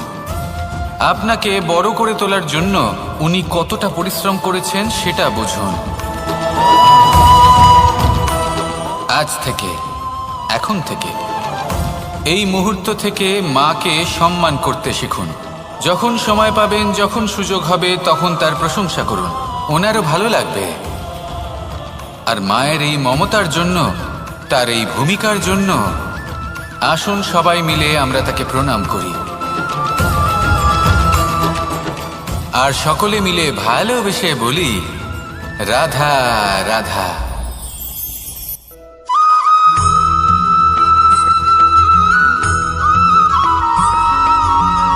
আপনি কখনো কোনো বাজকে নিজের বাসা বানাতে দেখেছেন? এই বাজ যখনই কোনো বাসা বানায় তখন উঁচু গাছের ডালে বা কোনো পর্বতের শিখরে বাসা বানায়, অনেক উচ্চতায়। আর সেখানে তার সন্তানও জন্মগ্রহণ করে। যখন এই সন্তানেরা জন্মায় তখন এই বাজ খুবই ভালোবেসে এবং খুব সাবধানে এদের পালন পোষণ করে। নিজের ঠোঁট দিয়ে তাদের ঠোঁটে খাবার পরিবেশন করে। কিন্তু যেই সেই সন্তানেরা হৃষ্টপুষ্ট হয়ে যায় এবং সেই কথা বাজ নিজে বুঝতে পেরে যায়, সেই বাজ নিজেই সেই বাসা ছিন্ন ভিন্ন করে দেয়। সেই সন্তান যাদের সবেমাত্র ডানা গজিয়েছে, কিভাবে উড়তে হয় তারা জানে না, সেই সন্তানগুলিকে উচ্চতা থেকে ঠেলে দেয়। সেই সন্তান প্রথমে ভয়ভীত হয়ে যায়। তারা সামনে মৃত্যুকে দেখতে পেয়ে ভয়ের কারণে তাদের ডানা ঝাপটাতে থাকে। আর সেই প্রক্রিয়াতেই সেই সন্তানগুলি উড়তে শুরু করে দেয়। এবার এই ঘটনায় আমরা কি শিক্ষা পেতে পারি? এটাই, যদি আপনি মাতা পিতা হন তাহলে নিজের সন্তানকে অবশ্যই স্নেহ করুন, কিন্তু তাদেরকে নিজের আঁচলের তলায় বেঁধে রাখবেন না। যদি আপনি চান আপনার সন্তান জীবনে উন্নতি করুক, তাহলে নিজের মুঠো থেকে তাদের স্বতন্ত্র করে দিন। এই সংসারে সংঘর্ষ করতে দিন। সেই সন্তান নিজেই বুঝতে পারবে যে জন্মের সময় পাওয়া ডানা কি করে ব্যবহার করতে হয়। আর আপনার চোখের সামনে আপনার সন্তান এই আকাশে উড়তে থাকবে। তাহলে আসুন আমার সাথে ভালোবেসে বলুন, রাধা রাধা।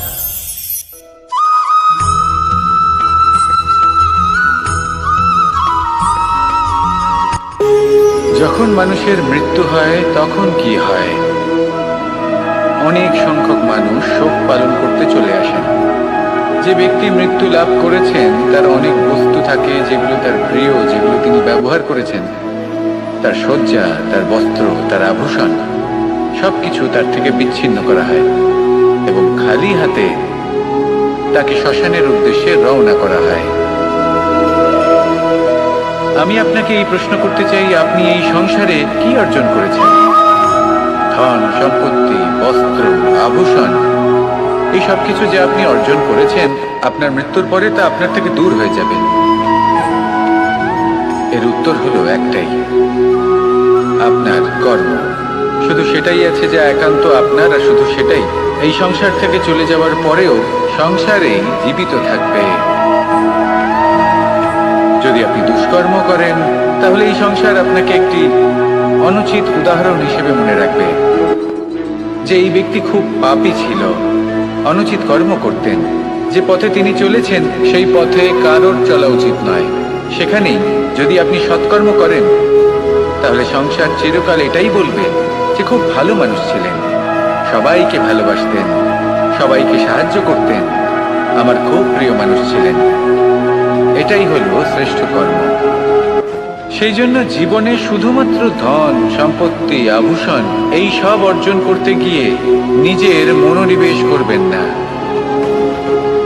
শ্রেষ্ঠ কর্ম করুন। সংসার থেকে চলে যাওয়ার পরেও এই কর্মই এই সংসারে আপনাকে জীবিত রাখবে। আসুন আমার সাথে ভালোবেসে বলুন, রাধা রাধা।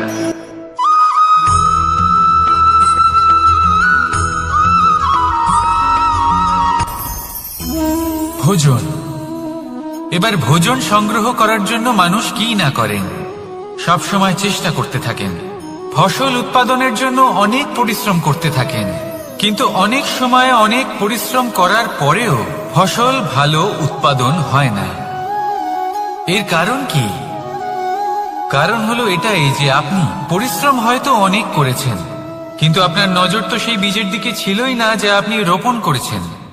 সেই জন্য সব সময় কোনো বীজ রোপণ করার আগে তাকে পরখ করে দেখুন, তা অত্যন্ত আবশ্যক।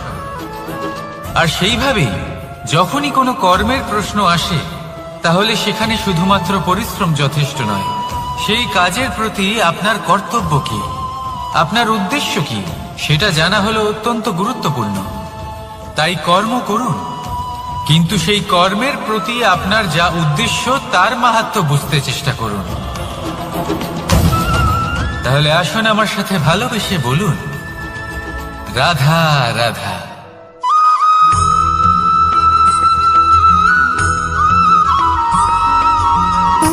সুখ, দুঃখ এবং শক্তি, এই তিন হলো এই সংসারের ত্রিদেবের মতো। আমাদের জীবনে যা কিছু ঘটছে এই তিনটির ভিত্তির উপরেই হচ্ছে।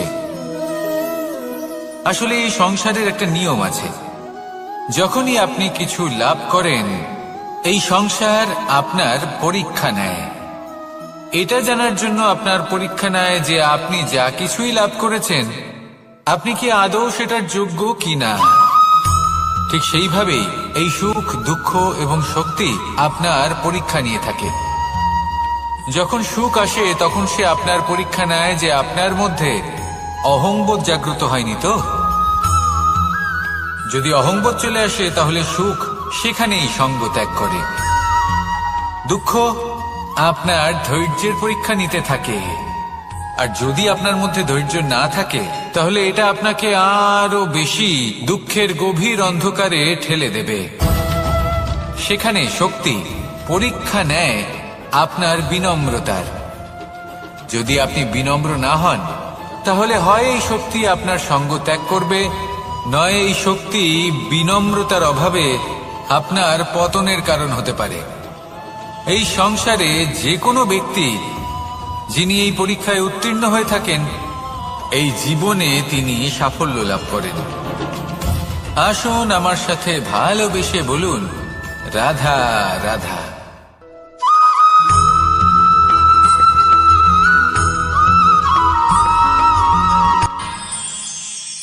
আমরা সবাই সূর্যকে সম্মান কেন করি?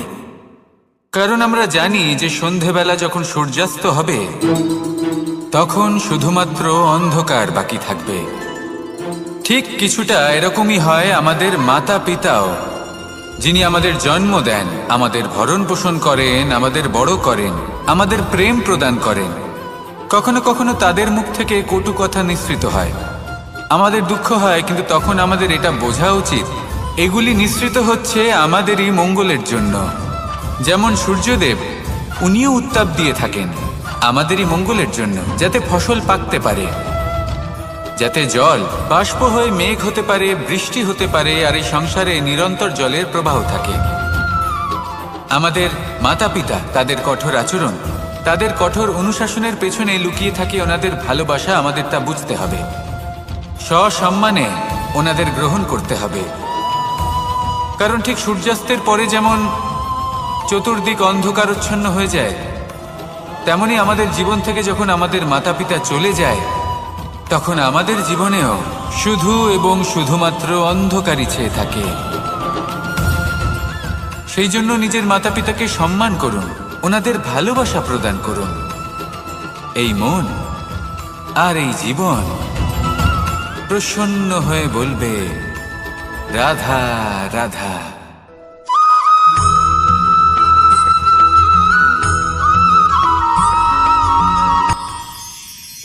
মানুষ তার জীবনে দুই ধরনের পরিস্থিতিকে খুব ভয় পায়। এক, কোনো কারণবশত কারোর সামনে নত হওয়া। দুই, কোনো কারণে নিজের চরিত্র থেকে, নিজের মূল্যবোধ থেকে বিচ্যুত হওয়া। এবার কেন হয় এরকম যে কথায় কথায় কারোর সামনে নত হতে হয়? কেন বারংবার নিজের চরিত্র থেকে চ্যুত হতে হয়। এরকম কেন হয়? এটা তখনই হয় যখন আমাদের শিক্ষা এবং মূল্যবোধের অভাব থাকে। যদি মানুষের মধ্যে প্রকৃত শিক্ষা থাকে তাহলে এই সংসারে কোনো সময় এবং কারোর সামনেই নত হওয়ার কোনো প্রয়োজন নেই। যদি মানুষের মধ্যে মূল্যবোধ থাকে তাহলে তাকে নিজের মূল্যবোধ বা চরিত্র থেকে বিচ্যুত হতে হয় না, তা সে যাই হয়ে যাক না কেন। কোনো বালককে যদি জন্ম থেকেই সুশিক্ষার অধিকারী করা হয়, শিক্ষিত করা হয়, মূল্যবোধের অধিকারী করা হয়, তবে সে এই সংসারে এমন কর্ম করবে যাতে সে নিজেকে, নিজের পরিবারকে, সমগ্র সমাজকে গর্বিত করতে পারে। শিক্ষা লাভ করুন, মূল্যবোধ লাভ করুন এবং আমার সাথে ভালোবেসে বলুন, রাধা রাধা।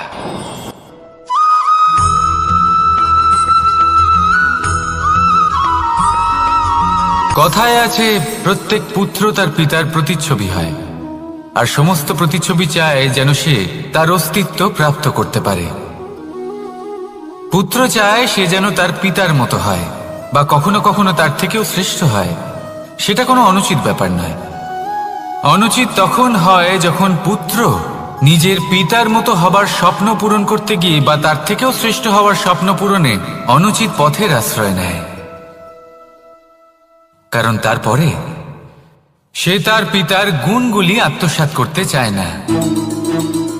সে শুধুই এটা চায় যে সংসারের চোখে যেন আমি শ্রেষ্ঠ প্রমাণিত হই। এটা অনুচিত। সংসারে এমন অনেক মানুষ আছেন যারা এই কারণে শ্রেষ্ঠ হবার চেষ্টা করেন যাতে তার পরিবারের, তার পিতার সম্মান বৃদ্ধি পায়।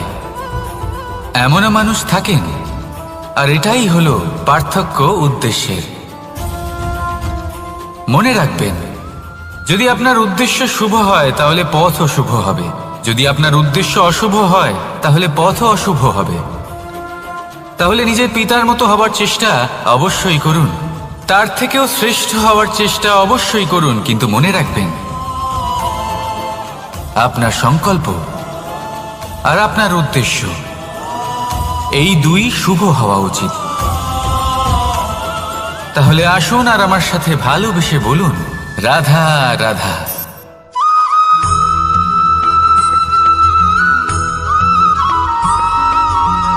এই সংসারের সব থেকে গুরুত্বপূর্ণ তত্ত্ব কোনটা? প্রথম হলো সময়। জন্ম থেকে মৃত্যু পর্যন্ত এই যে সময়, এটাই তো হলো জীবন। দ্বিতীয় হলো জীবন, যাতে আমরা সময়ের সদ্ব্যবহার করি, শ্রেষ্ঠ থেকে শ্রেষ্ঠতর কাজ করার চেষ্টা করি। বহু বছরের এই পরম্পরা, এই সংস্কৃতিকে এগিয়ে নিয়ে যাওয়ার চেষ্টা করি। এই সংসারে আমরা অংশগ্রহণ করতে চেষ্টা করি। তৃতীয় হলো ধন, সেই ধন যা প্রত্যেক ব্যক্তি অর্জন করতে চেষ্টা করেন। এবার এই তিনটি তত্ত্বের মধ্যে একটা সামঞ্জস্য আছে, সমান ব্যাপার আছে। সে ধনই হোক বা সময় হোক বা হোক জীবন। আর সেই সমান ব্যাপার হলো যে যদি আপনি এটা গণনা করতে থাকেন তাহলে তা কমতে থাকে, যদি আপনি এটা ব্যবহার করেন তাহলে তা বাড়তে থাকে। একে সংগঠিত করে রাখতে চেষ্টা করলে এ হাত থেকে ফসকে যায়, কিন্তু যদি আপনি একে সামলে রাখতে শিখে যান তাহলে এমন কাজ করবেন যাতে সংসারের সাথে সাথে পরবর্তী প্রজন্ম লাভবান হবে। যদি কিছু শিখতে চান তাহলে সামলাতে শিখুন, গণনা করা বা সংগঠিত করা নয়। আসুন আর আমার সাথে ভালোবেসে বলুন, রাধা রাধা।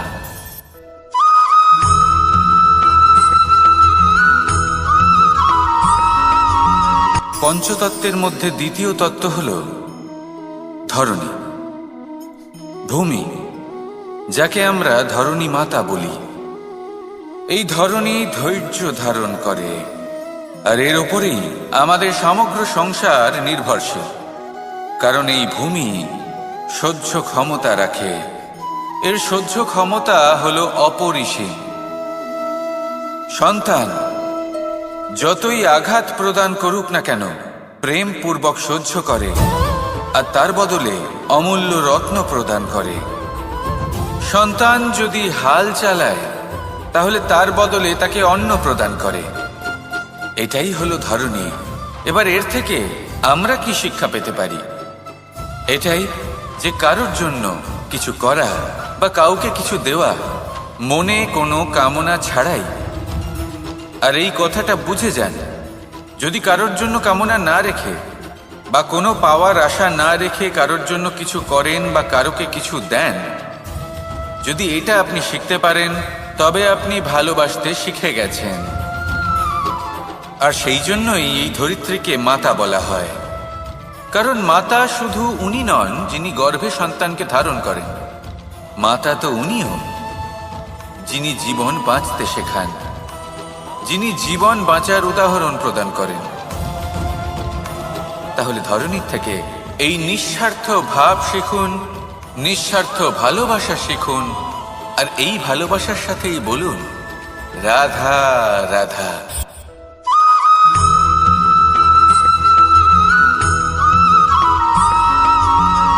এই সংসারে কোনো বস্তু হোক বা ব্যক্তি হোক, তার একার গুরুত্ব কিন্তু খুব বেশি নয়। একটা উদাহরণ হিসেবে বৃষ্টির ফোঁটাকে ভেবে দেখুন। যদি একটি বৃষ্টির ফোঁটা হয় তাহলে তার খুব বেশি গুরুত্ব থাকে না, কিন্তু যখন সহস্র বৃষ্টির ফোঁটা মেঘের মধ্যে দিয়ে ঝরে পড়ে তখন সেটা বর্ষার রূপ ধারণ করে। সেই বর্ষা যা এই প্রকৃতিকে শান্ত করে। সেইভাবেই পাথরের ছোট টুকরো তার খুব বেশি গুরুত্ব থাকে না, কিন্তু যখন অসংখ্য পাথরের টুকরো একত্রিত হয় তখন তা পর্বতের আকার ধারণ করে। সেইভাবেই কিছু মানুষ যখন একত্রিত হন তখন তৈরি হয় পরিবার, কিছু পরিবার যখন একত্রিত হয় তখন তৈরি হয় সমাজ, যখন অনেক সংখ্যক সমাজ একত্রিত হয় তখন তৈরি হয় রাজ্য। এবার এই রাজ্যের সবথেকে গুরুত্বপূর্ণ ব্যক্তি হতে পারেন রাজা, কিন্তু তাও সেই রাজা একা কিছু করতে পারেন না। যুদ্ধ লড়ার সময় তারও নিজের সৈন্যদলকে প্রয়োজন পড়ে। কিন্তু এই সংসারে এমন একজন ব্যক্তি আছেন যিনি একাই সব কাজ করতে থাকেন, এবং সেই ব্যক্তি হলেন মা। আমাদের জীবনে একজন পিতার ভূমিকা কিন্তু নিঃসন্দেহে অমূল্য, কিন্তু আমাদের সকলের জীবনে যে ভূমিকা একজন মায়ের তা অন্য কারোর থাকে না। একজন মা একাই সন্তানকে বড় করতে পারেন, সংস্কারী করে তুলতে পারেন, তার জন্য পরিশ্রম করেন।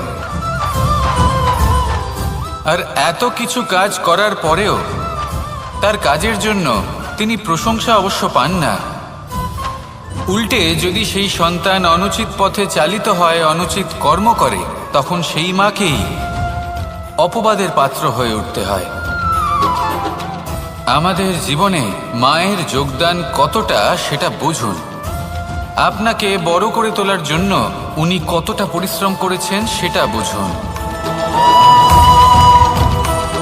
আজ থেকে, এখন থেকে, এই মুহূর্ত থেকে মাকে সম্মান করতে শিখুন। যখন সময় পাবেন, যখন সুযোগ হবে, তখন তার প্রশংসা করুন, ওনারও ভালো লাগবে। আর মায়ের এই মমতার জন্য, তার এই ভূমিকার জন্য আসুন সবাই মিলে আমরা তাকে প্রণাম করি, আর সকলে মিলে ভালোবেসে বলি রাধা রাধা।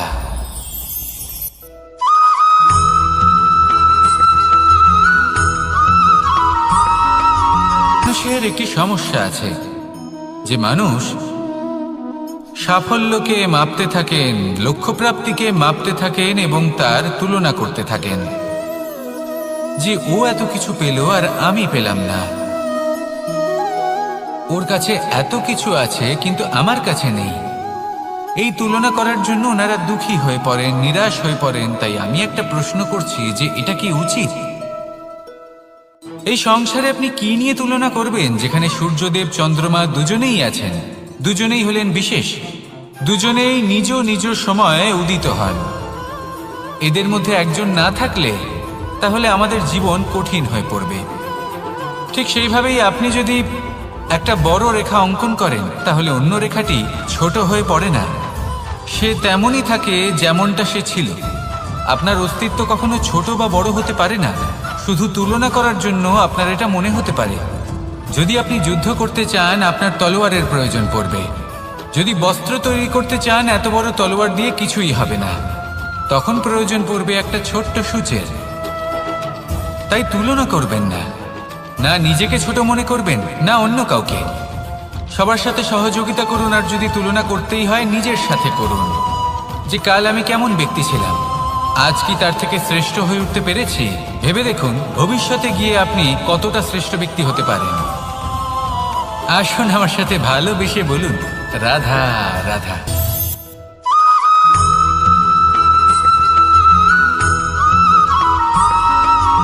জীবনে অগ্রসর হওয়ার জন্য আমাদের কাকে প্রয়োজন হয়? মাতা পিতা, বন্ধু, প্রেম, সাহায্য, অর্থ, পরিশ্রম, আশা।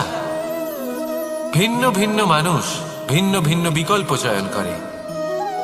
যদি আমি আপনাকে বলি তাহলে জয় আর পরাজয়ের মন্ত্র দুটো শব্দের উপর নির্ভর করে, মেনে নেওয়া আর দৃঢ় হওয়া। যদি মেনে নেন তাহলে হেরে যাবেন, যদি দৃঢ় হন তাহলে নিশ্চিত রূপে জয়ী হবেন। যদি কখনো আপনি ক্লান্ত হয়ে ওঠেন, আপনি দুঃখী হন, পুরোপুরি ভেঙে পড়েছেন, তখন মেনে নেবেন না যে আপনি ভেঙে পড়েছেন, নয়তো হেরে যাবেন। তখন উল্টে স্থির করবেন যে যাই হয়ে যাক না কেন আমি জয়ী হবই। আর আপনি দেখবেন যে জয় নিশ্চিত রূপে আপনার কাছেই আসবে। তাহলে এই কথা মনে রাখবেন আর আমার সাথে ভালোবেসে বলবেন, রাধা রাধা।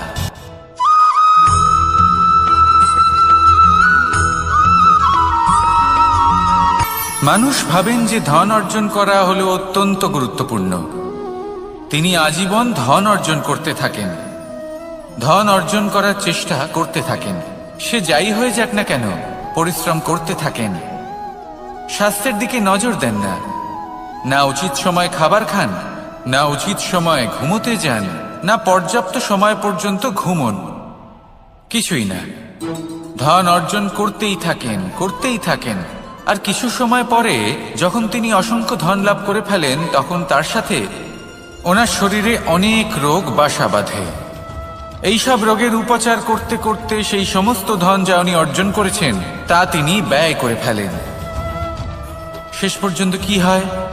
আমরা যেভাবে এসেছি ঠিক সেইভাবেই ফিরে যাই, ধন এখানেই থেকে যায়। দেখুন, একটা অত্যন্ত গুরুত্বপূর্ণ কথা রয়েছে যে আপনার বোঝা উচিত।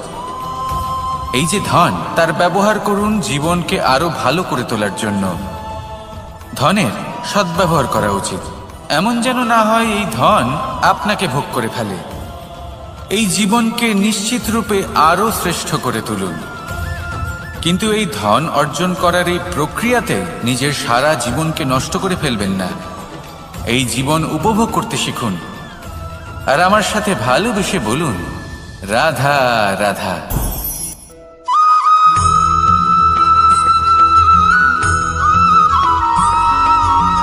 পঞ্চতত্ত্বের মধ্যে দ্বিতীয় তত্ত্ব হল ধরণী, ভূমি, যাকে আমরা ধরণী মাতা বলি। এই ধরণী ধৈর্য ধারণ করে, আর এর ওপরেই আমাদের সমগ্র সংসার নির্ভরশীল।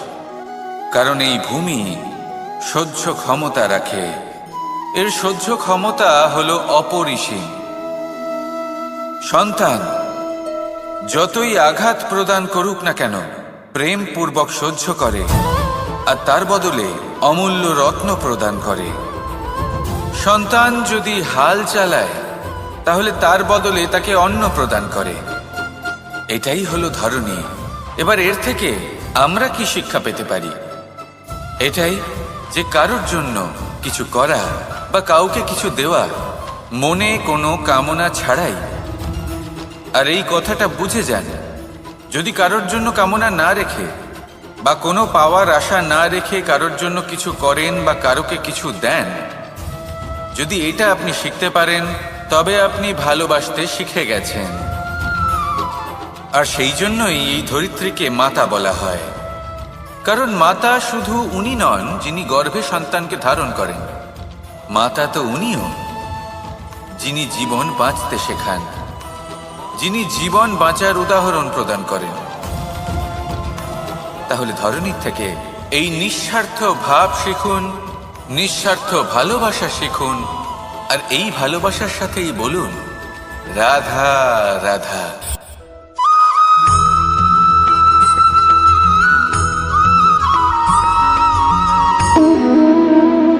সম্পর্ক হলো আমাদের জীবনের একটি আধার।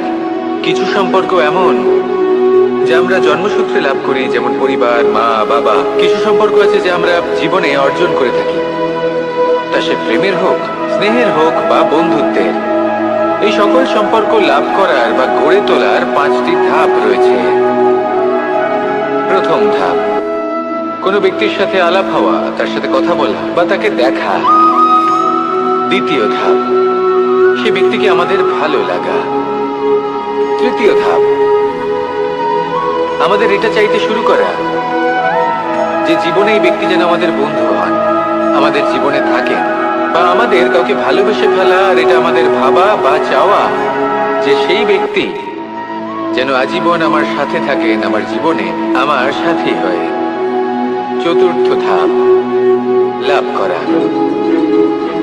এবার এই ধাপটি অনেক মানুষের পক্ষেই খুবই সরল হয়, বড়ই সরলভাবে নিজেদের সঙ্গীকে লাভ করে থাকেন। কিছু মানুষের জন্য এই ধাপ অত্যন্ত কঠিন হয়ে থাকে। অনেক প্রতিকূল পরিস্থিতির উপর জয়লাভ করে তারা সঙ্গীকে লাভ করেন, কিন্তু লাভ অবশ্যই করেন। এরপরে আসে পঞ্চম, অন্তিম এবং সব থেকে গুরুত্বপূর্ণ ধাপ। সেটা হলো সেই সম্পর্ক পালন করা। এটা হলো এমন এক বিষয় যা প্রত্যেক মানুষের শেখা উচিত। যদি ব্যক্তি নিজের জীবনে সম্পর্ক রক্ষা করতে শিখে যান, তবে প্রত্যেক সম্পর্ক তার জীবনকে স্বর্গ করে তুলবে। আসুন আর আমার সাথে ভালোবেসে বলুন রাধা রাধা।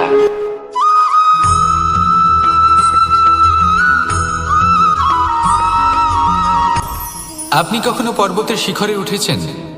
আপনি দেখতে পাবেন পর্বতের পদতলে প্রচুর সুন্দর ফুল রয়েছে, সবুজ বনানী রয়েছে। যত আপনি ওপরে উঠতে থাকবেন তত ফুল কমতে থাকবে, সবুজ বনানী কমতে থাকবে। আরো কিছুটা ওপরে উঠলে কাঁটা জাতীয় গাছ দেখতে পাবেন, শুকনো গাছ দেখতে পাবেন। আরো যদি ওপরে ওঠেন তাহলে পাষাণ দেখতে পাবেন। আরো উপরে উঠলে হিমখণ্ড দেখতে পাবেন।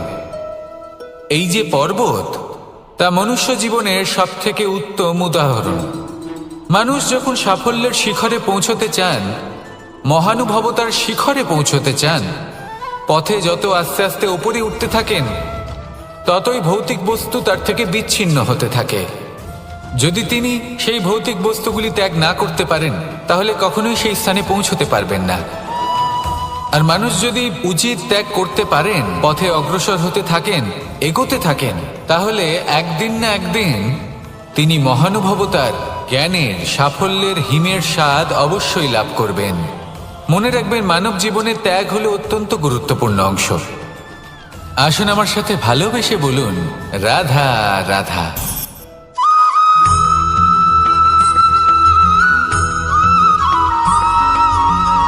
মানুষের মানসিকতা এমন হয় যে সে যতটা করে আশা করে যে তার থেকে অনেক বেশি তার বদলে সে পাবে।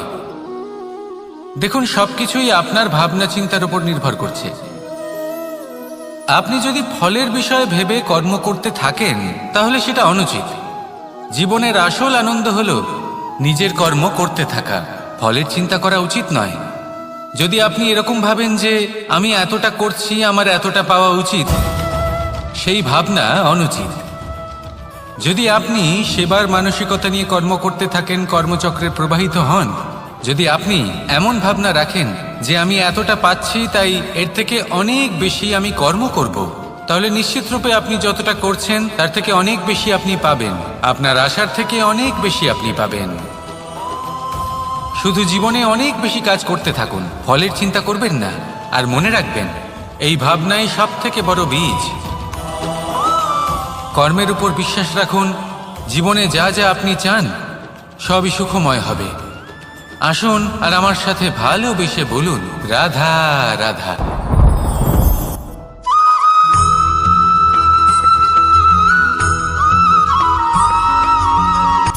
সূচের শেষে একটি ছিদ্র থাকে, যার দ্বারা আমরা এই সুতো পরাতে পারি। আর তারপর সূচের সাহায্যে এই সুতো দিয়ে বস্ত্র সেলাই করা যায়, কিন্তু যদি সুতোটা সোজা করে ধরা না হয় তাহলে সূচে কখনো এই সুতো পরানোই সম্ভব নয়। যদি এতে কোনো গিঁট পড়ে তখন তা কখনোই এই ছিদ্র দ্বারা প্রবেশ করা সম্ভব নয়। ঠিক এইভাবেই যদি আপনি কারোর জীবনে প্রবেশ করতে চান, কারোর অন্তরে প্রবেশ করতে চান, তাহলে আপনাকেও সহজ থাকতে হবে। এতে কোনো গিঁট থাকলে চলবে না, অর্থাৎ মনে যাতে কোনো মালিন্য না থাকে, যেন কোনো কুচিন্তা না থাকে। যদি এসব থাকে তাহলে আপনি কখনো কারোর জীবনে প্রবেশ করতে পারবেন না। আর যদি কোনোভাবে আপনি প্রবেশ করেও যান তাহলে তার মনে ঘর করতে পারবেন না। নিজেকে এই সুতোর মতন করে তুলুন, সহজ। মনে যেন কোনো কুচিন্তা না থাকে, সবার প্রতি যেন সদ্ভাবনা থাকে, শুভ চিন্তা থাকে। এমনটা করতে থাকুন। এমন একটা দিন আসবে যেদিন এই সমস্ত সংসারের ব্যক্তির মনে আপনি বাস করবেন, আর তখন এই মন প্রসন্ন হয়ে বলবে, রাধা রাধা।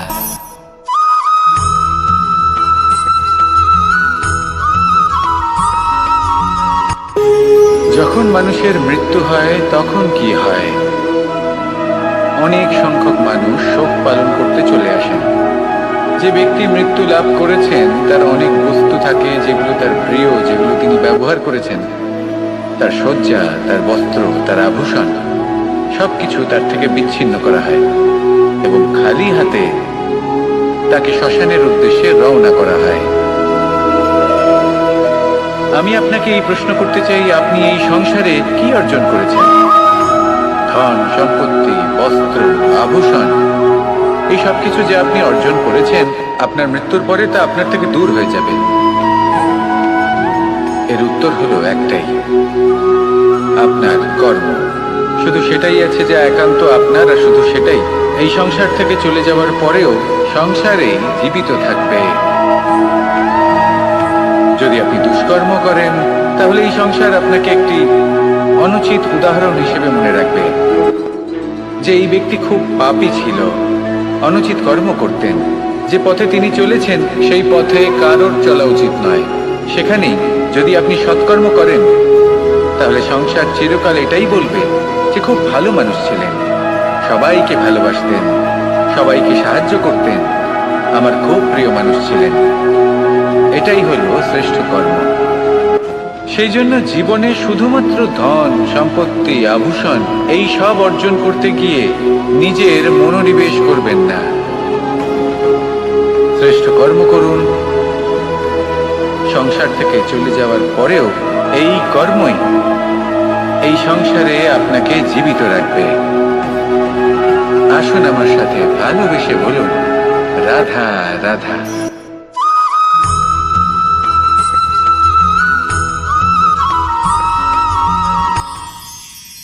মানুষ তার জীবনে দুই ধরনের পরিস্থিতিকে খুব ভয় পায়। এক, কোনো কারণবশত কারোর সামনে নত হওয়া। দুই, কোনো কারণে নিজের চরিত্র থেকে, নিজের মূল্যবোধ থেকে বিচ্যুত হওয়া। এবার কেন হয় এরকম যে কথায় কথায় কারোর সামনে নত হতে হয়? কেন বারংবার নিজের চরিত্র থেকে চ্যুত হতে হয়? এরকম কেন হয়? এটা তখনই হয় যখন আমাদের শিক্ষা এবং মূল্যবোধের অভাব থাকে।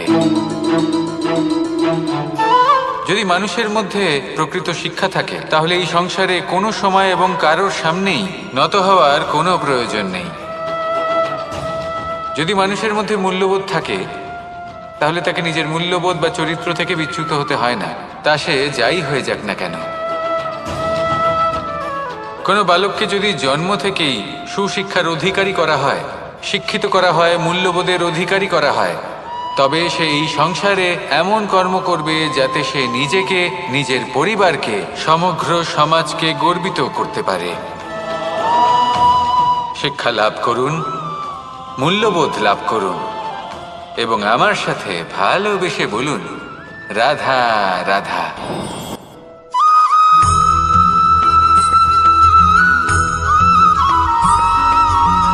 কথায় আছে যে এমন কোনো অক্ষর নেই যার দ্বারা কোনো মন্ত্র হয় না।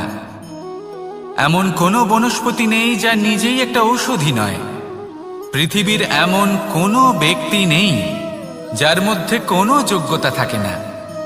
শুধু প্রয়োজন হলো যে ব্যক্তিকে আমরা খুঁজে চলেছি তাকে সঠিকভাবে চিনে নেওয়া। যদি তার যোগ্যতা, তার বিশেষত্ব আমরা বুঝতেই না পারি, তাহলে আর লাভ কি রইল? এই সংসারে এমন অনেক ব্যক্তি রয়েছেন যারা ছোট ছোট অসফলতার কারণে আপনাকে এটা বলে দেবে যে আপনি কোনো কাজের নন, আপনি হলেন মূর্খ, আপনি কিছুই করতে পারবেন না। এইসব কথায় কখনোই বিশ্বাস করবেন না, কারণ আপনি এবং প্রত্যেকটি জীব এই পরমাত্মা এবং এই প্রকৃতির সৃষ্টি, যা অত্যন্ত বিশেষ। যদি আপনাকে উদাহরণ দিই, তাহলে একদিকে আছে তরোয়াল, একটা বড় লম্বা তরোয়াল যার দ্বারা যুদ্ধ করা যায়, জয়লাভ করা যায়। আর অন্যদিকে রয়েছে একটা ছোট্ট সূচ, কিন্তু যে কাজ একটা ছোট্ট সূচ করতে পারে তা একটা তরোয়াল দ্বারা সম্ভব নয়।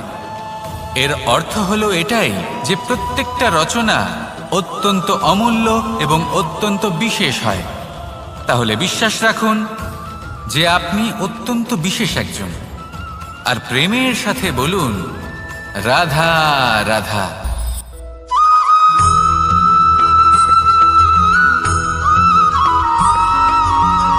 এই সংসারে কোনো বস্তু হোক বা ব্যক্তি হোক, তার একার গুরুত্ব কিন্তু খুব বেশি নয়।